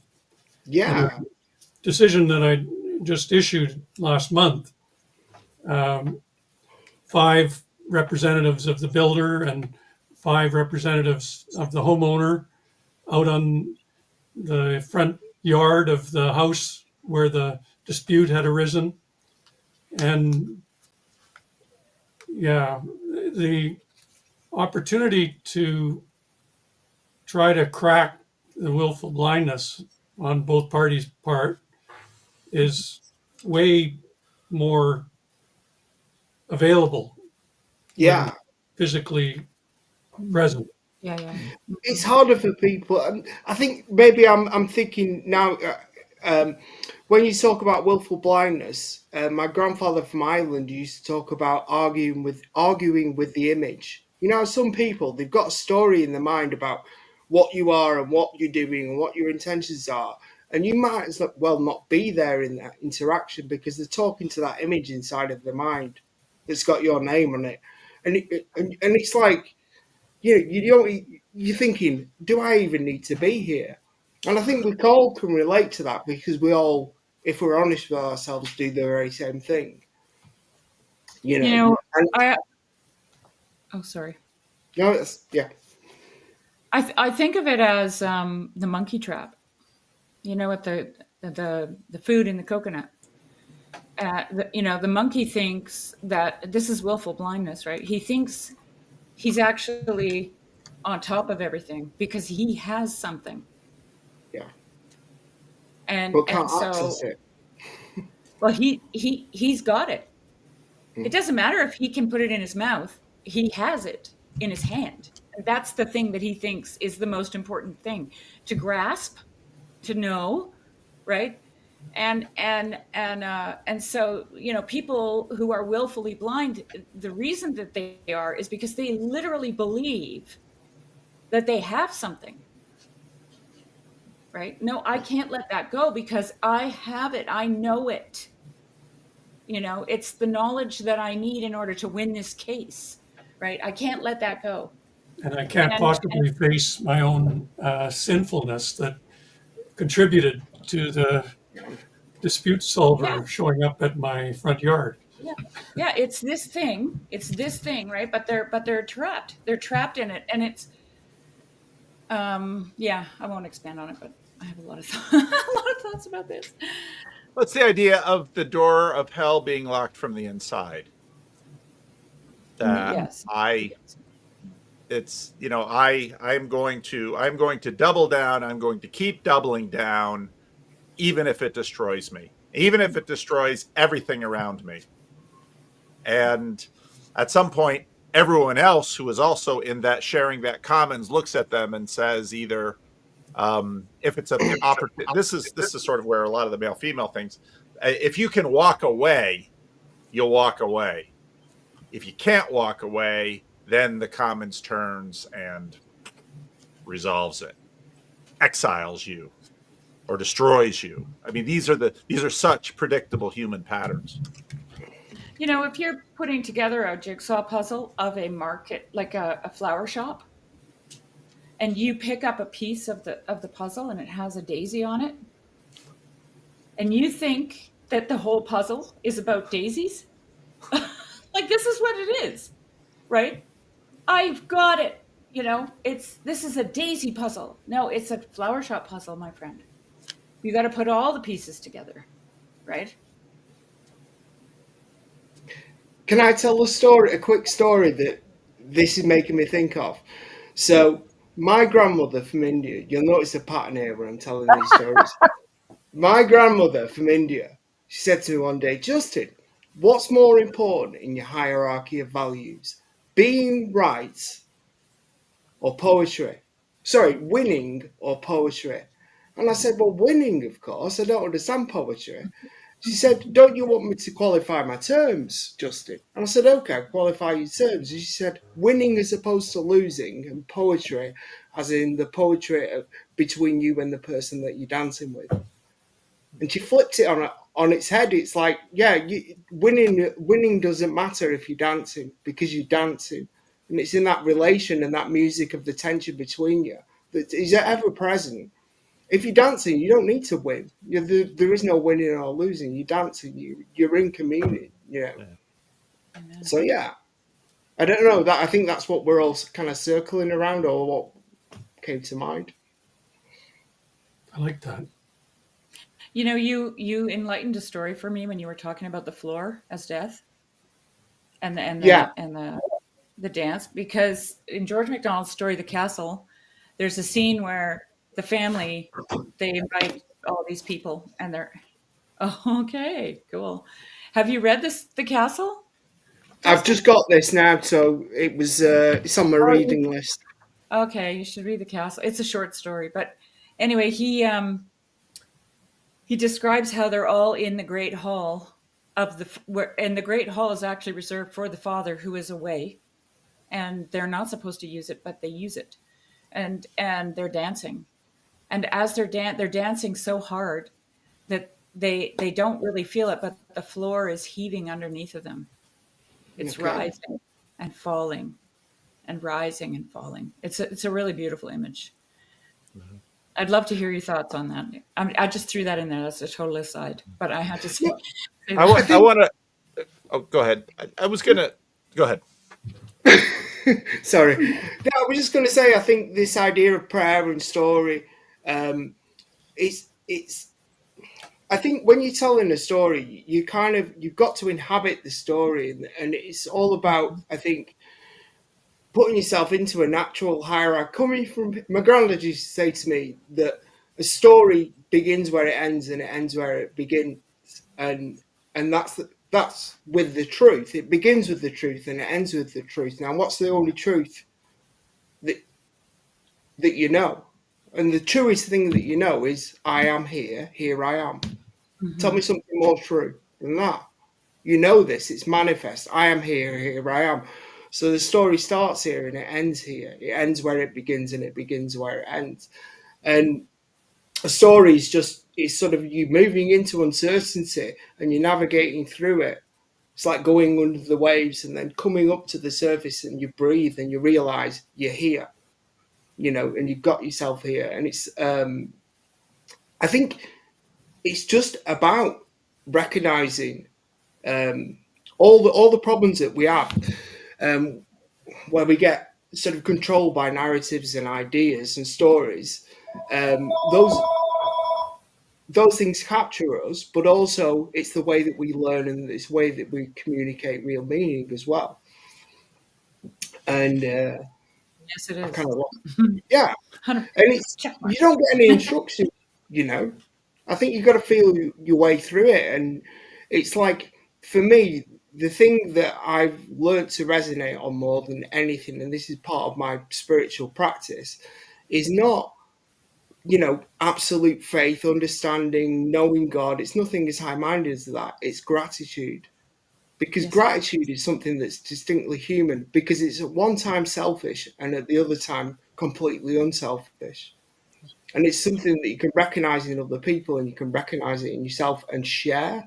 And I think gratitude is achievable. And I think for me, it's like if I'm in any situation or somebody's telling me a story where gratitude is not at the center, then I stop listening,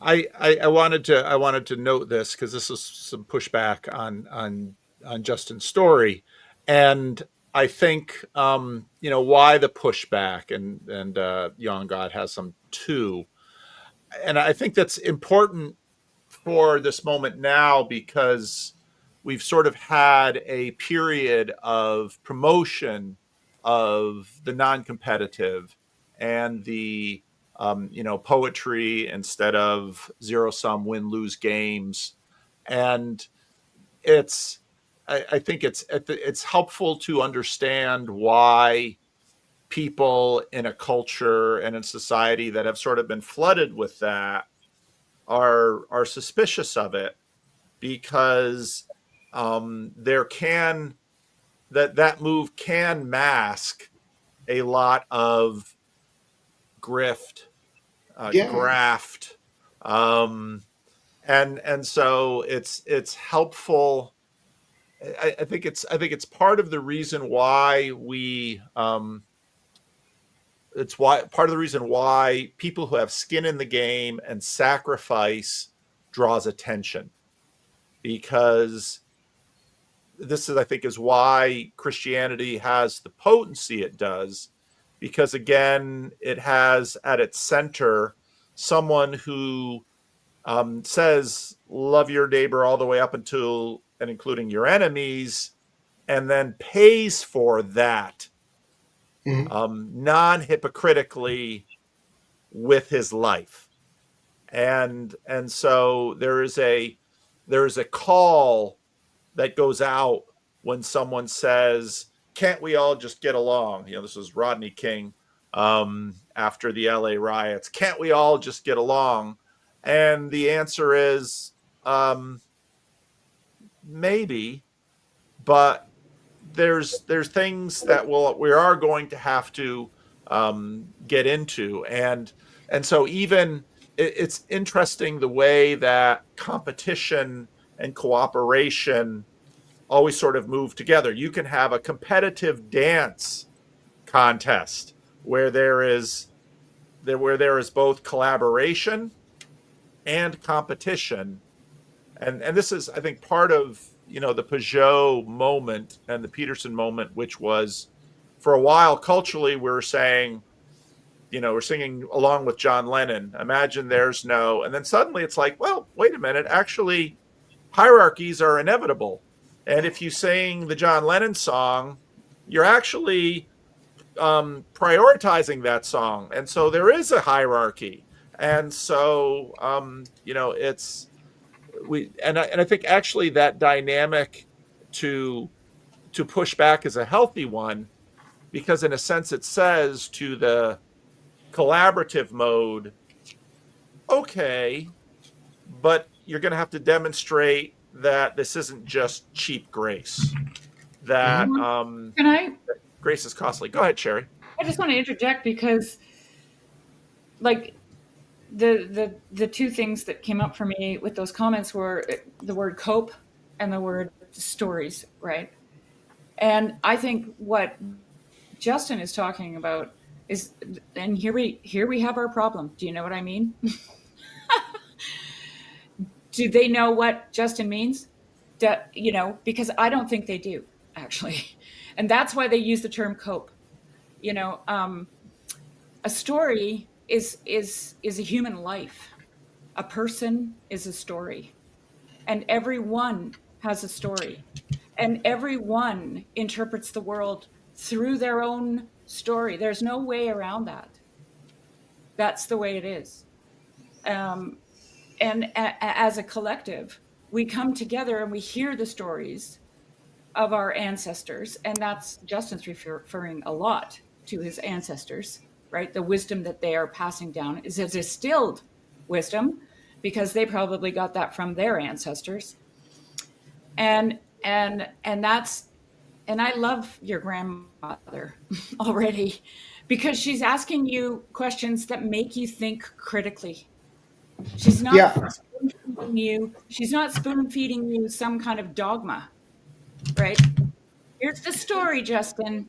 Well, I'll tell you what, Sherry. When you started talking at the beginning, I thought Sherry knows exactly what I'm trying to do here before I even said it, and you've just explain to me, back to me in a different kind of way, what I was trying to achieve with that story and my relationship with my grandmother, because she was born in the Raj and she was highly educated and she was a real strategist. So my Indian family was a matriarchy and she ruled, she commanded, and she was a highly competitive, strategic woman. And she taught me about strategy. And when I said stories and prayers, so prayer is not a word that I get from that Indian side, but she used to give me these kind of strategy lessons. And she'd start with the degree of separation, and then she'd give me a moral question and force me to self-reflect on that question. There's a geometry there to what she's doing.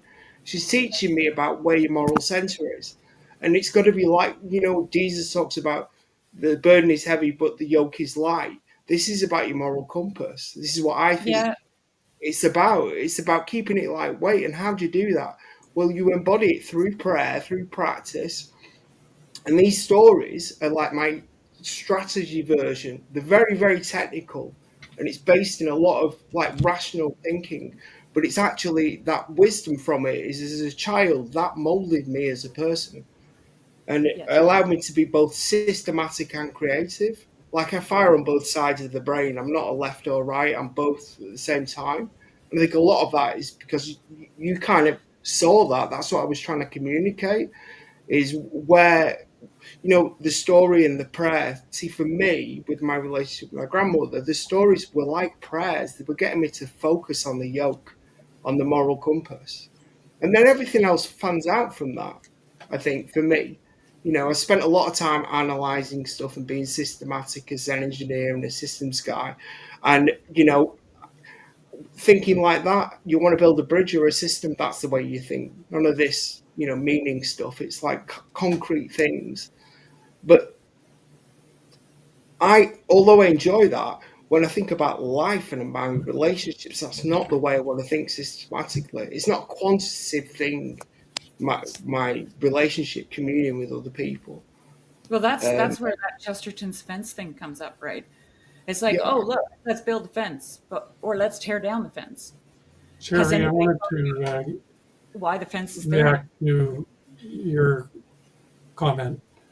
You talked about how we're each into our own story. And what that triggered for me was something I really found profound, effective in breaking down willful blindness. So it was when the guy who heads the biggest alternative dispute resolution firm in Canada was teaching the first class I attended, and he said, everybody wants to be persuasive. You're negotiating, you want to be persuasive. Well, the key to being persuasive is to be open to be persuaded. Mm-hmm. Yeah. Nice.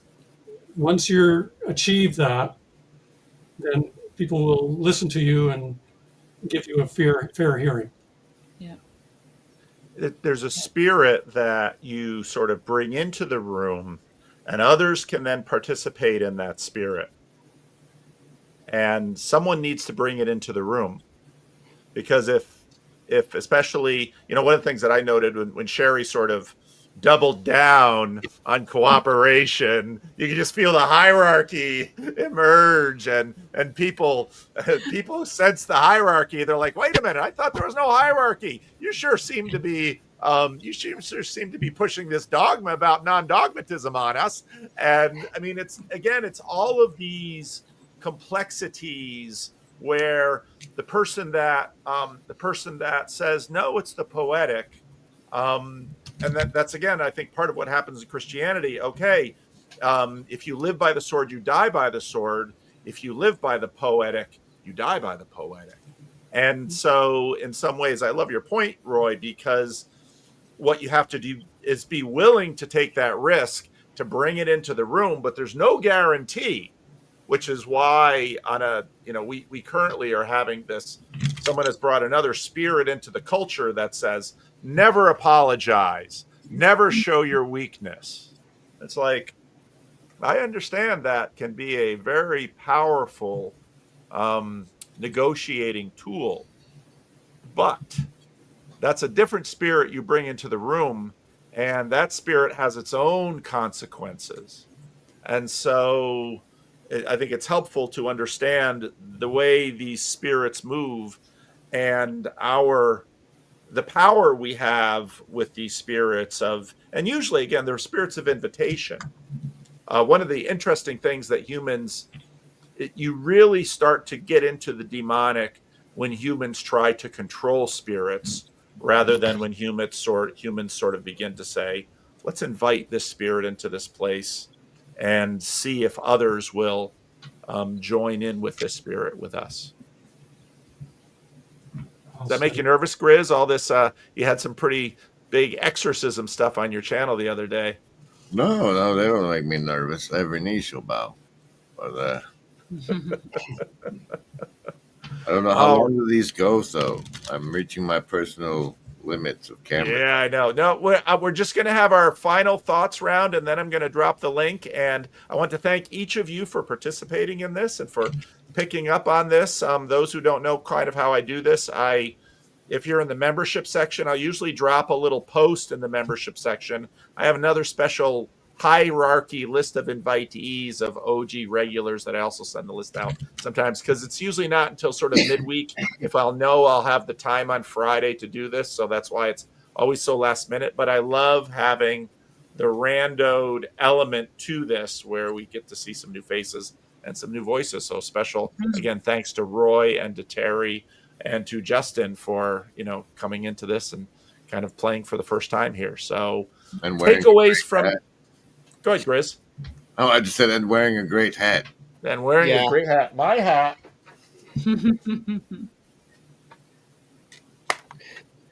So takeaways.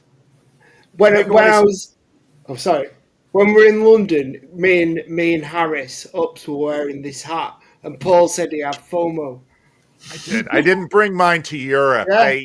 I packed very carefully. I only had room for one hat, and I needed to go with something warm because England has terrible weather. So takeaways from today's conversation.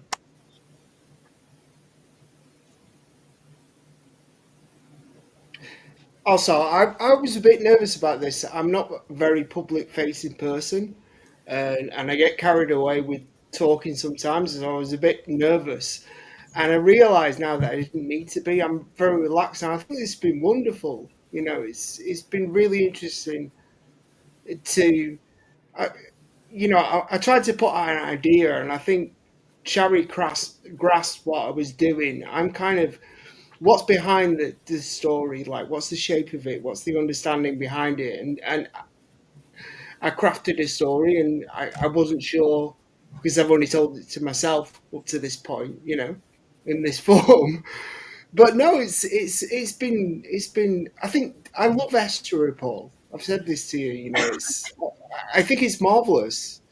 It's an on-ramp for community building. That's what it is. It's really simple and it's elegant and it's truthful, and I think it's really finding its feet. With you doing these Friday live streams and bringing different people in, people are getting into it, and it's obvious when you look at it and you see what's unfurling. This is working. We're all kind of resonating on the same idea, which is really powerful. So thank you to you for that, and John. Well, thank you for being here. Actually, with your grandmother's stories, we had a couple of people from. I do this all the time. I don't know why. Now I know why I do this. We had a couple of women from when she was a rando on the channel a few times, and they came in for our Sunday morning estuary, and we have one woman in our estuary who she always starts, I'm not going to pitch anything. I'm not going to talk today. She always says that, but she tells you, you made your grandmother's stories remind me of her story. She grew up in the South during the Jim Crow years, and she's just such a lovely person. She'll never watch anything on YouTube, so I can talk about her. I can really celebrate her on YouTube. But she's kind of shy. She kind of quit, but every now and then a light will go on and she'll tell a story from her childhood. And so these two women that came on Sunday, they were just riveted by listening to her talk about we have this stereotype of, if you were African American in the Jim Crow South, it was horrible during Jim Crow. Yeah, it was. But also there was a beauty in these little communities, and they all looked at, they had no services, they had no money. And so I think about Grim Grizz often when I hear her stories, because, they didn't have anything, but they had each other. And so in some ways, what they had from each other was far more than what the government could give. And so it's all of these strange trade-offs. Yeah. Well, that's good. Anybody will tell you this who knows me. I constantly talk about my grandparents because they were so influential. But I think my grandfather used to talk about the eternal procession of the priest, the sadhu, the shaman, and the sensei. And it's this eternal procession of understanding. And I think we owe it to our forefathers to remember them and to convene with them and tell their stories, I think this is part of the eternal procession of humanity, that we tell these stories and keep them alive. Christianity is an example of this, and I think it's what we do. It's very human. It's campfire, I just, thanks God for being here. All right, thank you. Any other takeaways from today before I drop the link? And any of you are free to go if you wish. You're able to stay. You never know what's going to come through that link when I drop it. So I just have to warn you. There are. Go ahead, Sherry. I just wanted to say how much of a pleasure it was to be with all of you today. It was really great. It was nice to meet you, Terry and Roy and Justin and Grizz. I got to meet Grizz. I can't wait to see the in-person you again, Sherry. Oh, yeah, me too. Are you going to be there at North Lord Carolina? willing. Okay, good. Yeah, and I was just also going to say that I hate to inform the staff that I'm never going to back down on my importance of context and story and the mystery of the person. I realize that a lot of people that frightens them. It's like going out to sea in a boat with no rudder. And but we are floating in a world of information, and it's only going to intensify. And if we don't stop to number one, find out the stories of others around us, and also understand the story that we're in, we are more at sea without a rudder. Like we literally are then at sea without a rudder. I often think of the verse that says that, we will be blown about by every wind of doctrine. And I when I was younger, I didn't really see that, but man, do I see it now. It's crazy. That's true. My closing thought is get yourself some estuary. It's like a key party from the 1970s, but not. And that's kind of my thought too, because we went all kinds of directions here today. It was quite a ride, but the center ground is that each of us, my opportunity to get to know each of you a little bit and to have the feeling of the estuary itself. And I agree, this is just so valuable. So thanks for letting me be here. Thank you, Chair. I'm so glad you came on. I'm so sorry that I used you as an example, and I feel really bad about that now. Here on the thanks particularly to Paul for conceiving and giving birth to Estuary as a social media tool. It's great. All right. Okay. I'm letting them into the room. Here they come. Oh, Nate. Ta-da! New voices.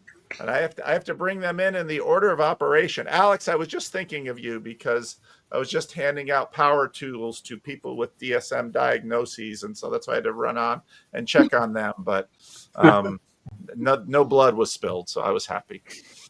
That's good. Alex, what say you? Well, I was enjoying the conversation, especially when it comes to stories and trying to understand people, because that is challenging to do active listening, to listen, to understand, instead of to try to put your 2 cents in as far as your interpretation, instead of just hearing them out in in in a way that you're going to understand where they're coming from. And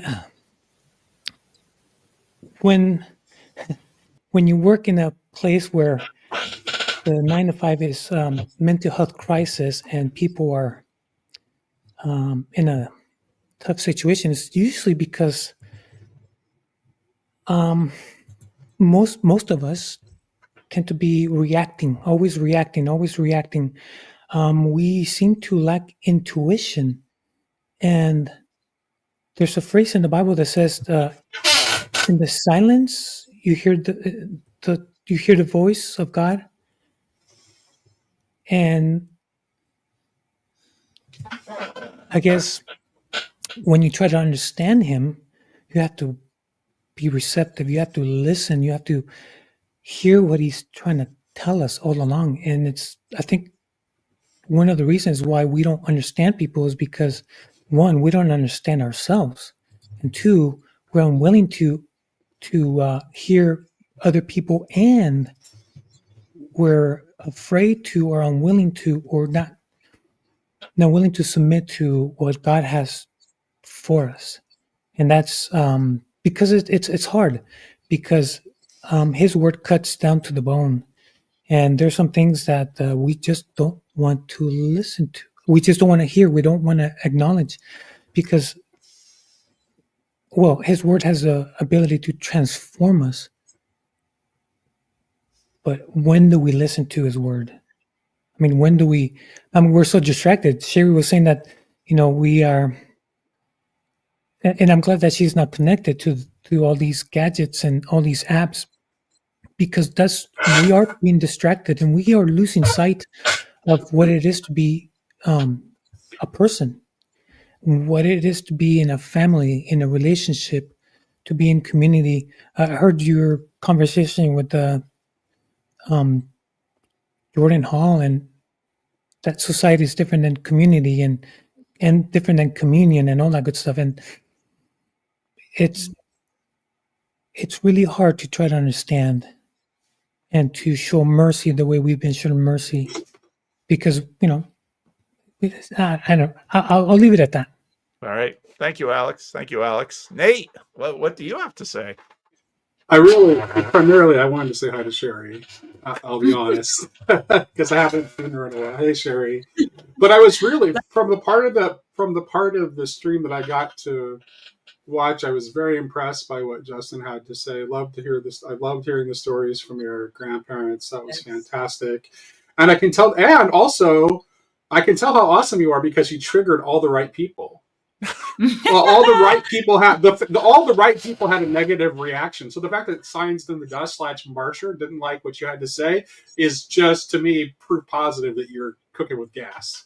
Well, as my grandmother Mindy used to say, Justin, you're a natural striker, right? You're built for the fray. And if I'm over the target, I'm taking flak. I know I'm in the right place. I'm not scared of that. Yeah. That's interesting, Justin. Because I'm not confrontational. I like to talk around the edges. I love telling stories. But when push comes to shove, I stand my ground. I don't fight, but I will stand my ground. And one of them plucky Canadians. I actually, they're so polite, but when you really turn on them, they're like, "I'm not moving." Yeah. Sherry is so no nonsense at the same time, though. Like, I mean, she certainly isn't going to go out of her way to see conflict, but she's not going to avoid it either. No. So, and I Alex, can respect. Alex was talking about distraction. I shut the comments off a long time ago, because I'm like, I can't hear what God wants me to say, or that still small voice when all that stuff is happening. So I just shut it off. So I don't even know what what the comments are saying. And so when Paul, when you were talking about that, I didn't really have a clue about this hierarchy and the responses, but that's okay. All right, Shannon, what say you? You're muted. There you Well, go. yeah, I was I was thinking. I joined the stream late, and I just heard Sherry talking about not having a phone and or not having a smartphone and stuff like that, and the discussion about screens, and it got me. We have my wife and I. We have a 3-year-old and a 5-year-old, and we don't do screens at the house. Like we don't do apps. We don't. I mean, they don't have tablets. They don't have anything. Like we may occasionally watch a YouTube video for for education stuff, but it's like very much we're watching this because it talks about, well, mostly it's construction vehicles because that's what the boys like, but it's all educational stuff. Yeah, they like it, and but it's just very it's very uncommon. Like when we try to interact with other families with kids, it's almost unheard of. You almost have to say like, oh yeah, by the way, we don't do screens. Nope, they haven't watched any Disney stuff yet. Not that we have anything against Disney. We've talked about it at some point, but we have our favorites, or we have some movies that we've talked about them, but it's just becomes very consuming. And what we've seen it is tablets are like a sedative. Like you give it to your kid because you want them to be quiet. It's like, and we go to a restaurant, we'll see families there and they've got the kids, and the kids just are on their tablet and the mom and dad are talking. And my wife and I are like, it's tempting because the alternative, like what we are doing is we're engaging with the kids the whole time. Or if we're with some other friends, my wife is engaging with the kids and I'm talking with the kids, or I'm talking with our friends, or vice versa. I'll be watching the kids or, engaging with them, making sure they're, not destroying things, and she'll be having a conversation. So there's like all of these trade-offs there. And, but I don't know. I mean, I know that I think somebody mentioned Jonathan Haidt. He's talked a lot about screens and the screen time, anxiety that comes about. And some of that I wonder is a little bit of when I was a kid, they would be like, oh, TV will rot your brain. Don't watch TV. And I don't know. But it's, for us, it's, we want to do real things. And I think that kind of gets a little bit to the idea of like real community is face to face. And, and so that's, and I know that's kind of part of what this little thing here is about. In a lot of ways. Shannon, when you were talking about the people in the restaurant, I had this Monty Python scene going through my mind where these families come in with their TV sets with the rabbit ears, right? They just crank them in, plunk them down next to their table, bam, bam, bam, tune it in, and then the wife has the landline with the long extension. Yeah. And they're all sitting around. That's Sherry's mobile phone with her wire. Oh, right, perfect. Right. And they're like, oh yeah, like it's like, wait, are you at home or are you at the restaurant? Like, this is the context, I remember like early on in the whole cell phone phenomenon, for me anyway, because I was noticing things probably a little later, but I was in a coffee shop in town here, a local coffee shop, and this family came in, and all of them were on their cell phones, 3 teenage girls and a mom and dad, and they're all just, and the lady said something to them, and they looked up and they ordered, and then I was like, did they know how did they know she spoke to them? Peripheral, they've got, It was incredible. And then they all sat at a table together, and no one spoke to each other, and they were all just like scrolling, and anyway. Yeah. Well, I know there's an irony to it because I'm on screens all the time. I make software. So I've got like all these. I do computer stuff, so I know it's it's a trope at this point where it's like all the technologists they won't let their kids use the apps. But anyway. All right, Yoav. Thank you for coming. Good to see you again. Yeah, so it's Passover tomorrow, so we skip the family dinner on the Friday, so I'm free today. Oh, wonderful. Well, welcome. I gave you a choice. Do you want me to talk about the light or about the devil? I want to hear about the devil. There you go. more Sherry curious wants about the devil. Okay. So we had a very interesting Bible group yesterday, and our David B was teaching us about the David. And we're getting to the end of the story after the fight with Absalom, and David is going back to Jerusalem, almost the end of the story. And that is the point in time when David suddenly realizes that his minister of the army, Joab, and his brothers of Joab are actually Satan. He actually says so. You are Satan. And that reminds me of the story of Jar Jar Binks in Star Wars. Because Jar Jar Binks appears as a sidekick, just a comical figure to on the periphery of the story. And those who learn the story deeply realize that he was actually the devil. And that made me think, yes, because you follow the story, everything that bad that happened in the story happened before because of Jar Jar Binks' intervention. So, going back to the Bible, David is considered to be one of the most righteous men in the Bible. And they said that the Messiah will come out of the offspring of David. Such a great man he was. But David killed many people, actually busloads of people. And he also sinned with women on the side. And it made me think, why was he such a great person? Now that I realize that since his youth, David was working with the devil. The devil was by his side all the time, and he still didn't get corrupted. I think this is what makes him the greatest man in the Bible, because nobody stood to that. Job did.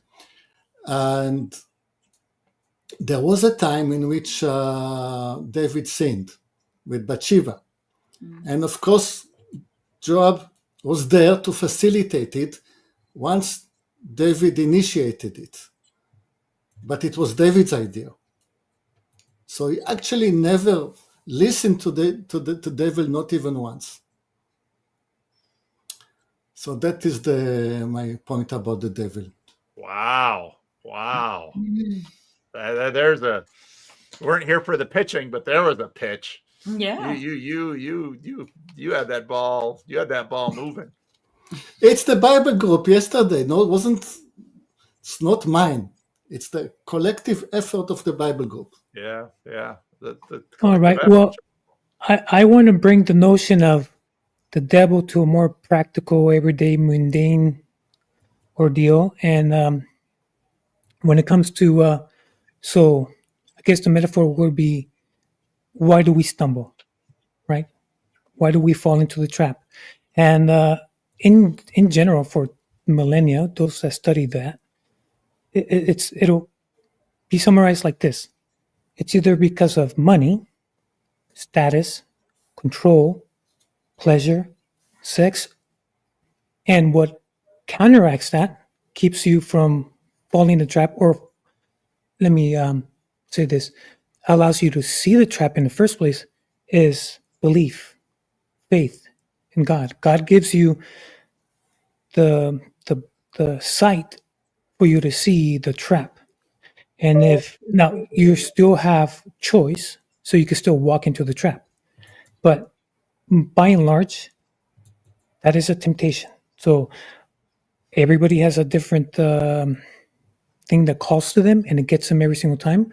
There's none righteous, no, not one. So again, money, control, status, sex, pleasure, and what counteracts that is faith in God.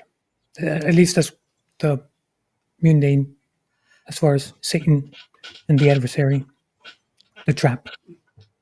Thank you, Alex. All right.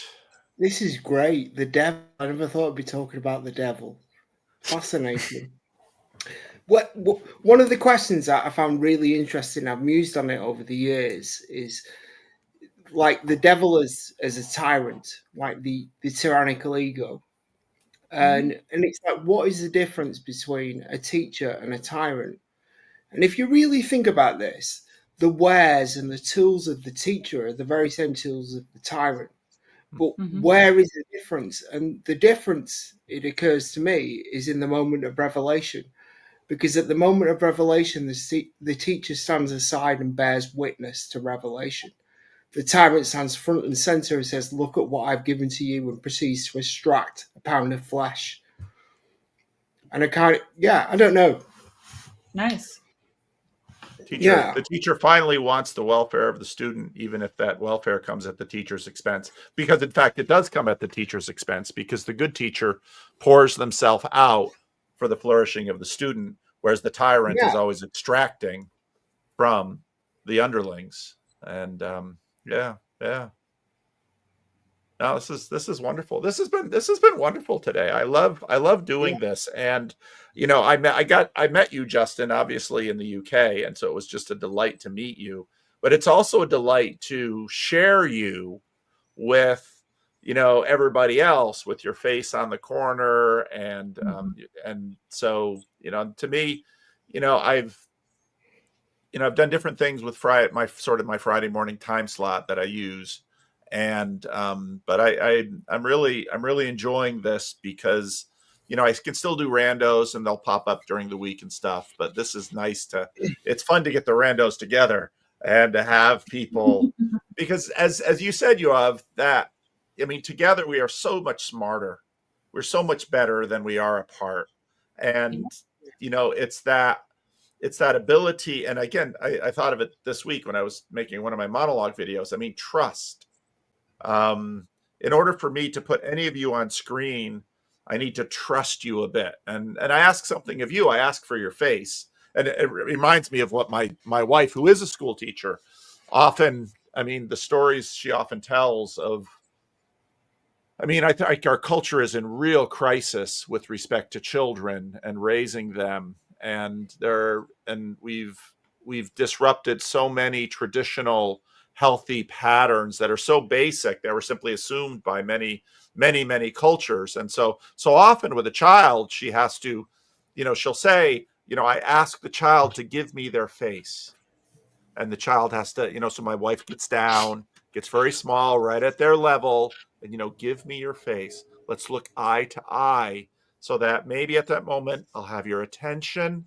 We can build a little trust. And if we have each other's attention and build a little trust, boy, who knows what can happen.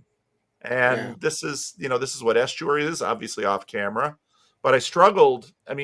Estuary is kind of a hard sell, because the name, until people sort of try it, and especially once they start doing it regularly, then it's like, oh. And even as a pastor who has a small church, a church with a high community quotient in many ways, but just doing estuary has just been doing it every week has just been so good. Often it's the same people, but then we have other tourists come in, and then just to share it with others, it's just wonderful. So, but trust, you can't do anything without trust. You really can't. Can I just sort of add something? It's something that happened between me and you when I met you. So in the taxi on the way over, Christian called me, and I was supposed to be going down to meet Christian and Teo. And suddenly I was at dinner with you and all these other people, Chris, Harris, and all these others. And I was very nervous. And I'm okay with that, like socially, but there was a bit of tension there. And suddenly I'm sat in front of you, Paul Vanderkamp. I've watched you for years. And suddenly you sat right in front of me, and I felt very nervous, and I can be quite sort of, frenetic when I'm nervous. And I just wanted to relax, because I knew I only had a few hours, and I wanted to speak to everybody and be calm. And then the starter came, and it was in this earthenware bowl with a lid on it, and it was a clam chowder. And you opened it up, and I opened it up at the same time. We sat facing each other, and we smelt it, and we looked at it, and you said, "Now that's a clam chowder." And I looked at you, and I was smelling it like you were anticipating it. And I said, "Yeah," and they filled it with clams, not flour. And it was like that moment there, I totally relaxed, and I thought, I trust this guy, because we were experiencing that thing. You know, when I think of Paul van der Klee, I will always forever think of clam chowder, you know, and our shared resonance to all the shitty clam chowders that we've had in the past. And that anticipation of those meaty little delicacies in there. Yeah. And I You just, know, all the nervousness just went away. And I think, yeah. I'll give you a little clam chowder trade secret from my past. Yeah. Clam chowder was a favorite soup in one of the bistros I worked in. And the chef that I work with, I learned a trick from him to like make sure that you get a really good clam taste in the clam chowder. We would simmer the potatoes in the clam juice. Yeah. So that when you bit into the potato, you weren't just tasting potato, you would still getting clam flavor even when you're biting into a potato. So yeah. All right. Want to mention Henry, welcome. I'm probably going to close the stream down at least by the half hour, but Henry came into the House of Woo the other day, and when I sort of broadened the House of Woo, adding it to my stream. So what would you like to say, Henry? I guess you guys are talking about estuary. I was listening to your conversation with everybody's names are leaving my mind. Elizabeth Oldfield and is it Sam Tiedemann? Sam, thank you. And I think some of the nature of like the relationship, like the dynamics or the demographics of estuary were really interesting because I've been trying to figure out how to initiate it on a smaller scale in my own church group for the sake of, ironically, I think, given the nature of that conversation, the men's ministry that exists at my church, because we've tried like the corporate kind of Bible study men's program. You go through a book thing and that's not cutting it. And I think our church needs friends. And I think people in the church need like capital F C.S. Lewis type friendship, and they don't know what it is. And the only thing I can think of right now, given experience listening to estuaries run by you predominantly, is that's the model to do. And I don't know. I appreciate the model that exists. There's some more contributions right at the half hour mark. Estuaryhub.org. Okay. Get connected with John Van Donk. Get into ElseNet. Do a round or two in ElseNet, and you'll be ready. You'll be official. And they'll put you on a website if you want to, and list you as an official estuary group. And you can talk to Nate Heil because Nate's in that whole estuary leadership team. And yeah, definitely. It's not hard to start an estuary. You don't need money. You don't need fame. Just need usually 2 or 3 friends and a little bit of commitment, and off you can go. Okay. Yeah, because we need to counteract this. Yes, we do. We need it because it's in every year it seems like it gets more momentum, and the people with walking around looking at their screens, the age group keeps getting younger and younger. And so somebody needs to counteract that movement. People are way better in real life than they are on a little 6-inch screen. That's for sure. Or in our little Hollywood squares. All right. Anything else, or should I play a little branding? It was fun to see Luke in the comments. He accidentally came in because Nate came in, he must have been last one logged into StreamYard. So when I clicked the link, it was like for some reason it was defaulting to Luke Thompson. But I look because my Google login still shows my own icon, so I'm not sure like why it's showing up as Luke. It's hilarious. Well, I have been all Lent. I have been jonesing for Luke because. I know. You know, he has this little he's a little morning live stream, and he's there and he's doing his Lukeisms, and the usual cast of characters come in, and I so miss that. So I'll be so happy for Easter to come, and hopefully Luke will have time to do some more live streams, and then I can watch his live stream and enjoy it and never post any of his content, and he'll be upset, or post all the points that all of his guests make and not him. So. Oh, and I was going to say it's going to be a bummer because I'm going to be working. I looked at my schedule. I'm going to be working for the next 5 Fridays. Oh, After Alex, this we'll one, miss you so too. so well, hopefully I'll be able to get in somewhere in the middle of the week if things are not too We crazy. still haven't sort of so this is a true story. So Jacob Federecci came up to Sacramento and he took me out to Outback Steakhouse and he sat me down and he's like, Vanderclay, you never have enough of a plan. I said, yeah, that's true. And he says, so I'll plan for you. I said, oh, okay. And he says, Trinity Broadcast Network. That's what we're going to build. We're going to have conversations 24/7. And of course, he was the one that started the whole StreamYard thing, and we all sort of followed. But we have, it still would be nice to. It's sort of, you never quite know who's going to stream and when they're going to be there. But so there's more and more streams, and I try to, point to the smaller channels. I try to give them a little bit of visibility on my channel so that, so that people can be virtually not alone. See, that's also a Grim Grizz thing. That's the liturgy. If you say virtually not alone, that's how a normie says, but virtually not alone, that's a Grim Grizz way. And so that, there can be live streams. And I love the fact, frankly, that and this might sound terrible because people are probably frustrated with their size, but most of the channels are small. So you can jump in and have a conversation with just 2 or 3 people and meet some other people. And every channel is a different flavor. Grail Country is not the House of Woo. It's not. Luke needs some branding in terms of what do we call a Luke live stream? I don't know. So we'll miss you, Alex. We'll miss you. So And, do you want to hear about the light or next time? oh, go for it. Okay. That's physics. It's something you learn in university. And you say, oh, interesting. And you completely forget about it until you get reminded in your old age. But it is the most profound piece of fact that science ever found. And I'll tell you about it. It's about light. You know that light goes in a straight line, always goes in a straight line.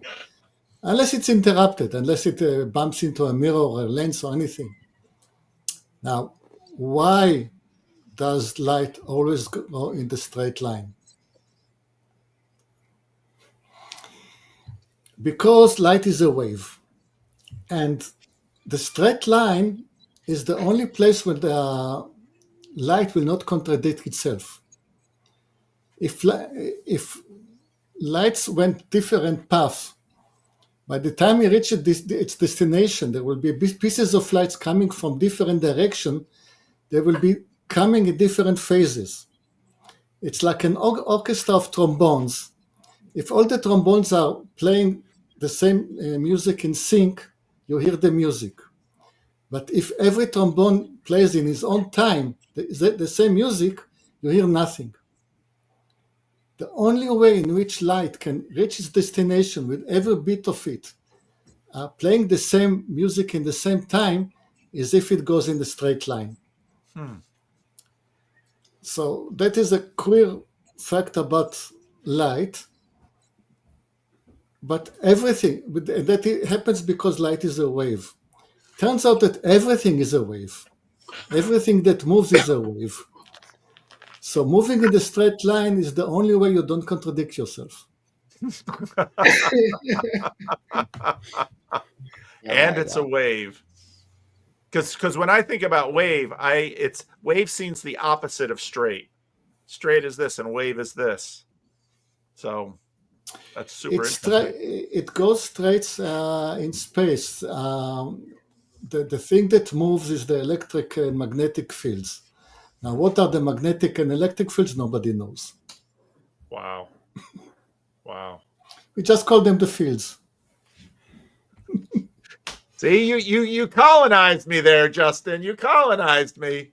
Now I'm never going to see this. I'm never going to do it. I mean, I've always done this, and I didn't know why. And now somebody's asking, is you have trolling? Go open a book of physics about why is light traveling in a straight line and read yourself. Easy. Physics. Unlike in theology. I trust you. I trust you. All right. Any last words? Otherwise, Yeah, I do.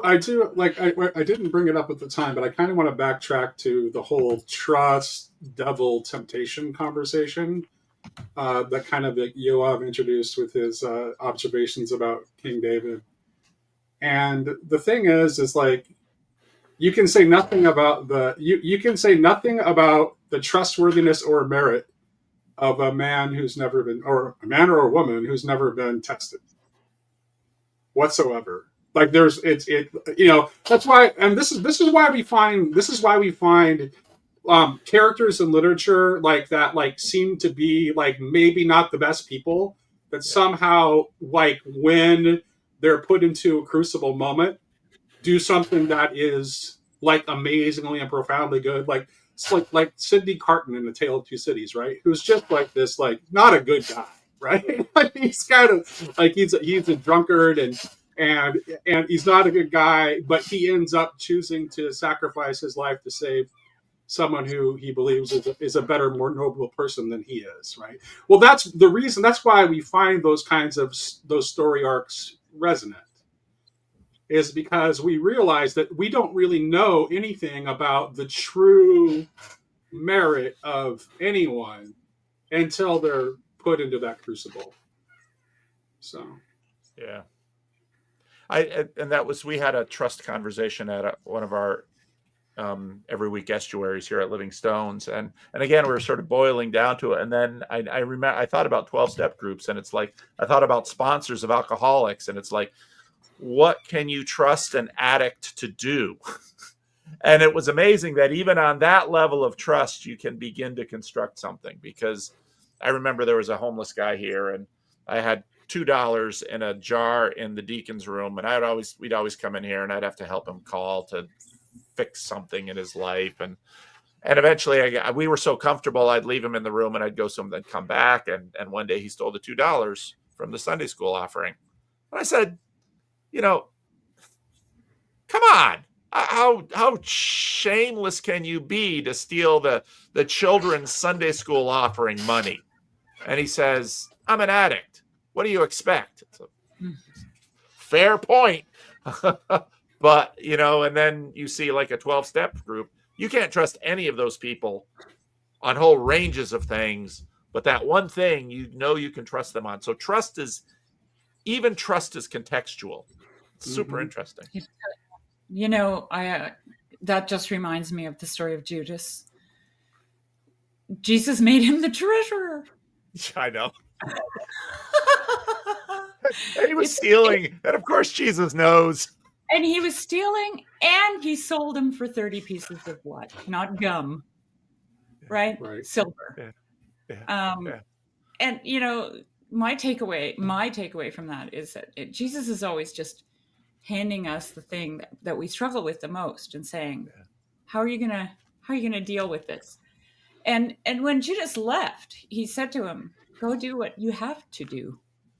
Yeah.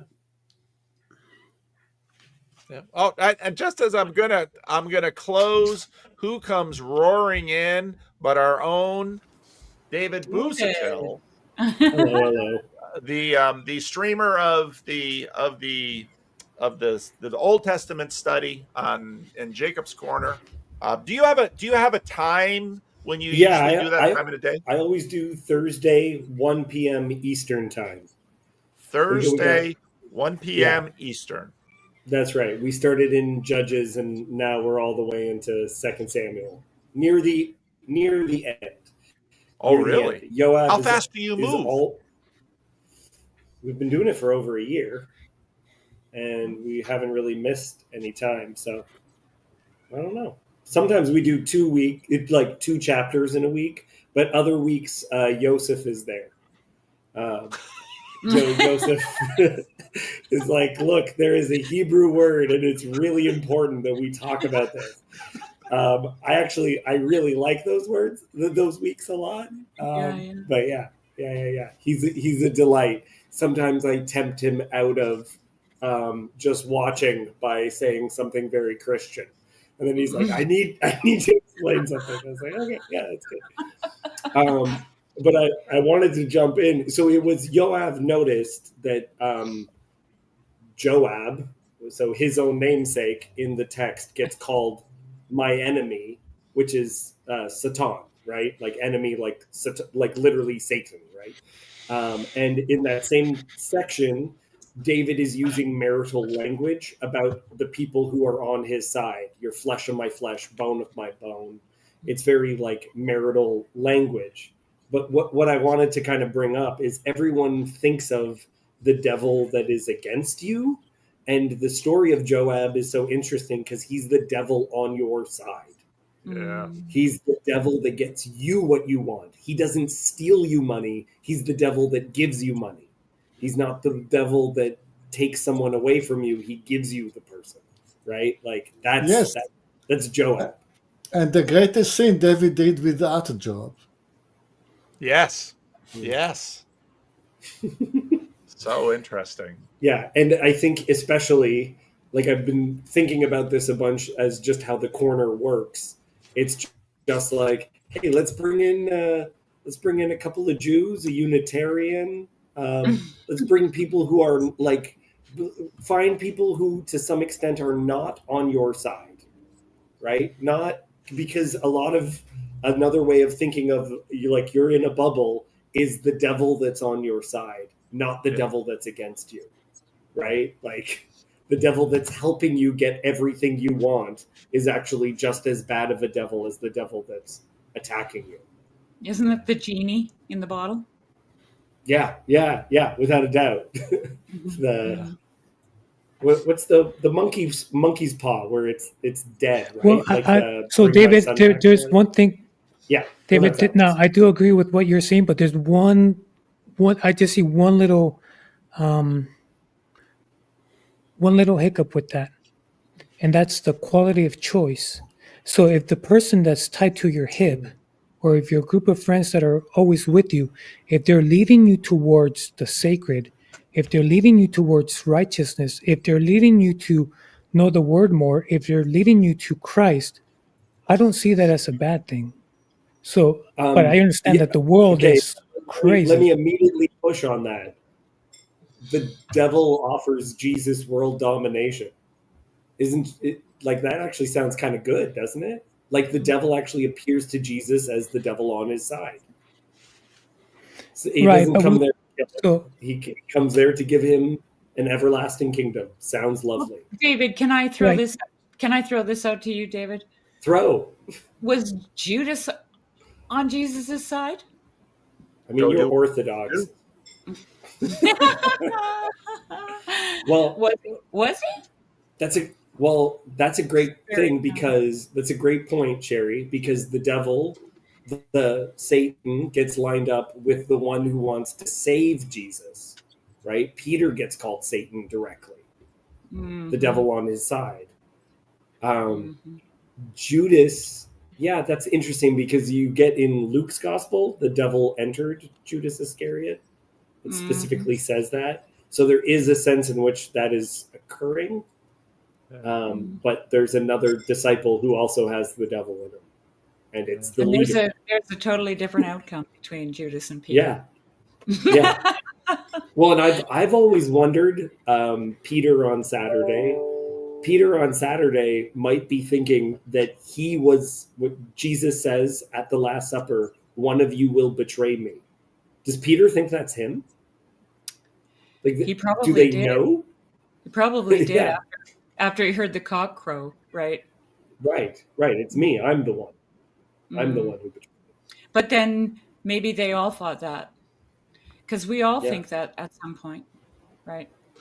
And sorry, going back to the Bible study, every single week we have Yon God there, and he kind of is trolling, and I would rather him trolling me than someone who agrees with me. He is a very productive troll, I find. He's awesome. Some weeks. Yeah.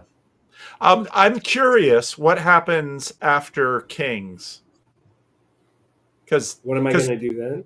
Yeah, because I mean, it's so much fun. So we're going through the Old Testament serially, and we made it through Leviticus and Numbers and Deuteronomy. And then when I hit Joshua, it's like now we're into some nice sledding. Joshua, Judges. We just did Ruth last Wednesday, and we're getting 1st and 2nd Samuel, 1st and 2nd Kings. But then with Chronicles, it's like, and then when you hit the prophets, it's like, oh. Yeah, I don't know, because I love narrative so much. I know, right? I like narrative excessively. I really want to do Deuteronomy at some point. I'm a very big fan of Deuteronomy. Deuteronomy gets a bad rap, guys. Christians, it's a great book. Read Deuteronomy. It's really good. It's a great Deuteronomy's a great book. And Moses is so sassy in it too. There's a midrash that says that Moses, and it's just so perfect to him in Deuteronomy. Moses doesn't tell the children of Israel where he's buried, because he believes they will turn it into a pagan shrine. Of course. That seems absolutely obvious. Yeah. Sassy Moses is just like, please, I know these people. Yeah, let them know. Tell them I'm out for milk. It'll totally become idolatry. I mean, completely. Yeah. Sam, Go ahead. Sam jumps in and then he freezes. And so Sam was live streaming the other day too, and it was me and Ethan and Sam, just the three of us in his live stream. So your channel's name, Sam, is? From whom all blessings flow. From whom all blessings flow. So add that to your list of channels that you can jump in. Are you going to live stream regularly, Sam? I'm hoping to. We have a book series going on, and as of right now, Ethan and I don't have another conversation planned, but we're hoping to do a few more at least. Okay, good. So look for these little channels and find them and subscribe to them and join in the live streams and do that good work of encouraging people to, even while we're looking at screen. If you're going to look at a screen, at least do something good with it. So I'm just going to say bye. I thank you so much, Paul, for inviting me. And, it's great to see you, Sherry. It's great to see you. Everybody. Hi, Sherry. Bye, guys. Did you have a point you wanted to make, Sam, or do I land the plane? Not really. I'm actually outside with my dog right now, and it's a beautiful day, and I just kind of, as Ernie Harwell would say, winter has passed, and it's the season of the turtle here. So, yeah. And I'm also tax season's almost done too, so not working as much either. Yeah. I don't have my mind filed yet. So, all right, everyone. Thank you for participating. And any branding requests? All right, it's up to me then. I will start with a commercial. Midwestuary 2025, August 22nd through the 24th in Elmhurst, Illinois. A weekend you won't want to miss with special guests Kale Zeldin, Paul Vanderklay, Rod Dreer, Elizabeth Oldfield, John Vervaeke, and Jonathan Pajot. Midwestuary 2025, the Fellowship of the Spirit. Stay tuned for more details. Visit us at midwestuary.com for ongoing updates. Previously on Game of Trolls. You're not empathizing with me.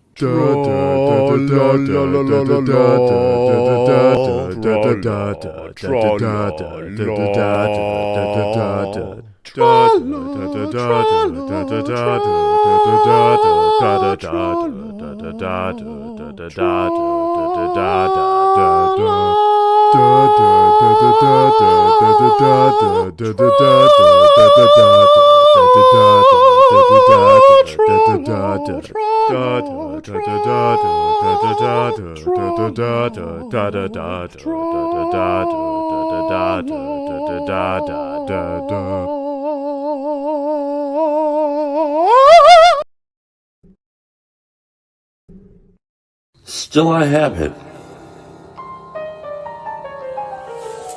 There are moments I conveniently forget that I'm a 40-year-old man.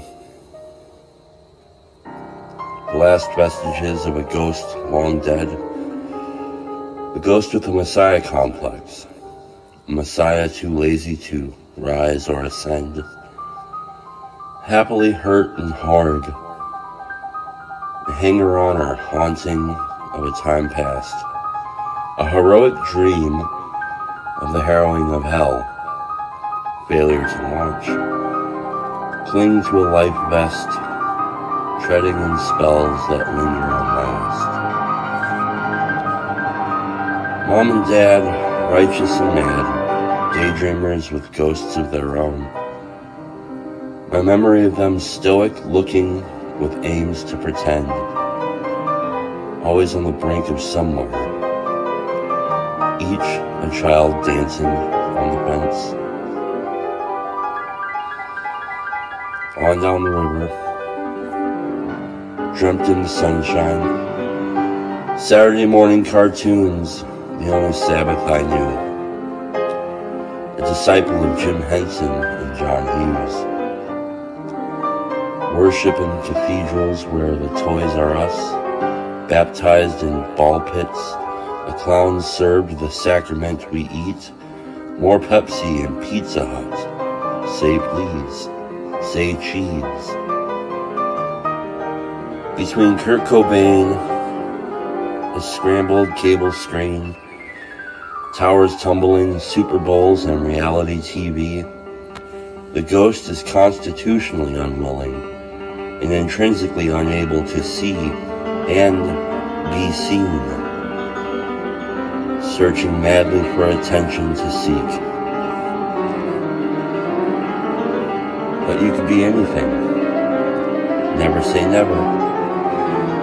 If you've got nothing nice to say, don't say nothing, ever. Don't talk to strangers. See what I say. Just do it. You don't listen very well, do you? You don't do very well, do you? You're not looking too good, are you? Keep up. Appearances aren't what they seem. Will you ever grow up? You look like you're stuck. I think you took too much.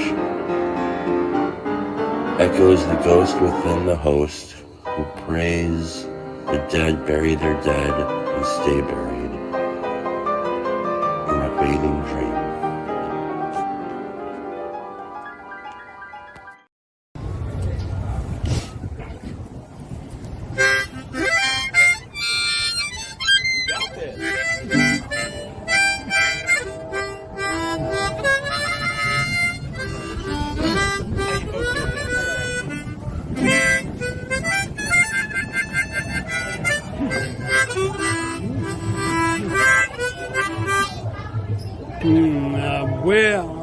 Where are you here? Oh, there I am. Hey. Where are you? Where? Got me? Oh boy.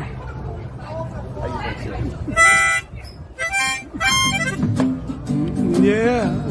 Walk with me, Lord. Walk with me. Come on, man. Walk with me, Lord. Walk with me. All along this Jesus journey. Walk with me, Lord. Walk with me. Yeah. Walk with my mama. You walk with my mama. Walk with me. Walk with me too. You walk with my mama. Yeah. Walk with me. And walk with me too. Oh, yeah. Jesus journey. I want Jesus. Want Jesus. Walk with me. Walk with me. Hold my hand, Lord. Hold my hand. Hold my hand, Lord. Hold my hand. All along this Jesus journey. Hold my hand, Lord. And hold my hand. Walk with Moses. You walk with Moses. Walk with me. walk with me. You walk with me. Walk with me. Walk with me. While I'm home. Yeah. Jesus journey. I want Jesus. I want Jesus to walk with me.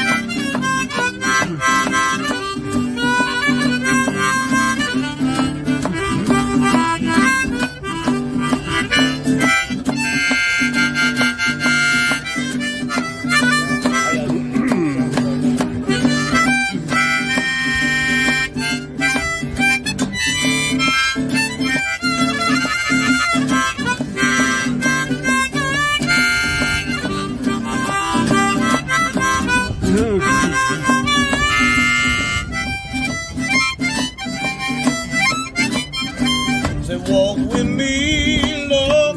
How y'all doing? Walk with me. Walk with me, Lord. Walk with me. Walk with me. I'm on my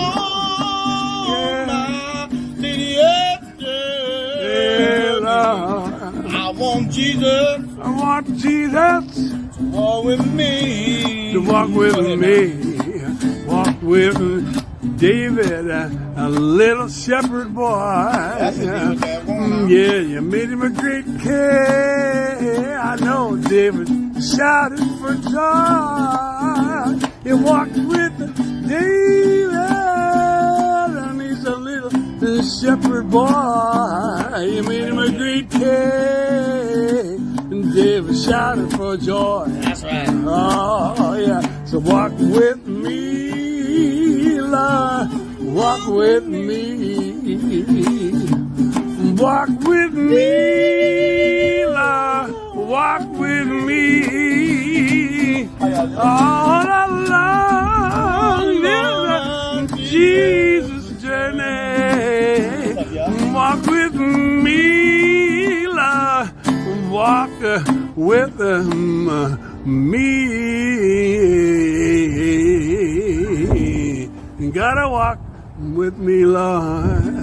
Yeah! That was rocking great, brother. Oh, yeah. Ducks eat bread. They do. They like it.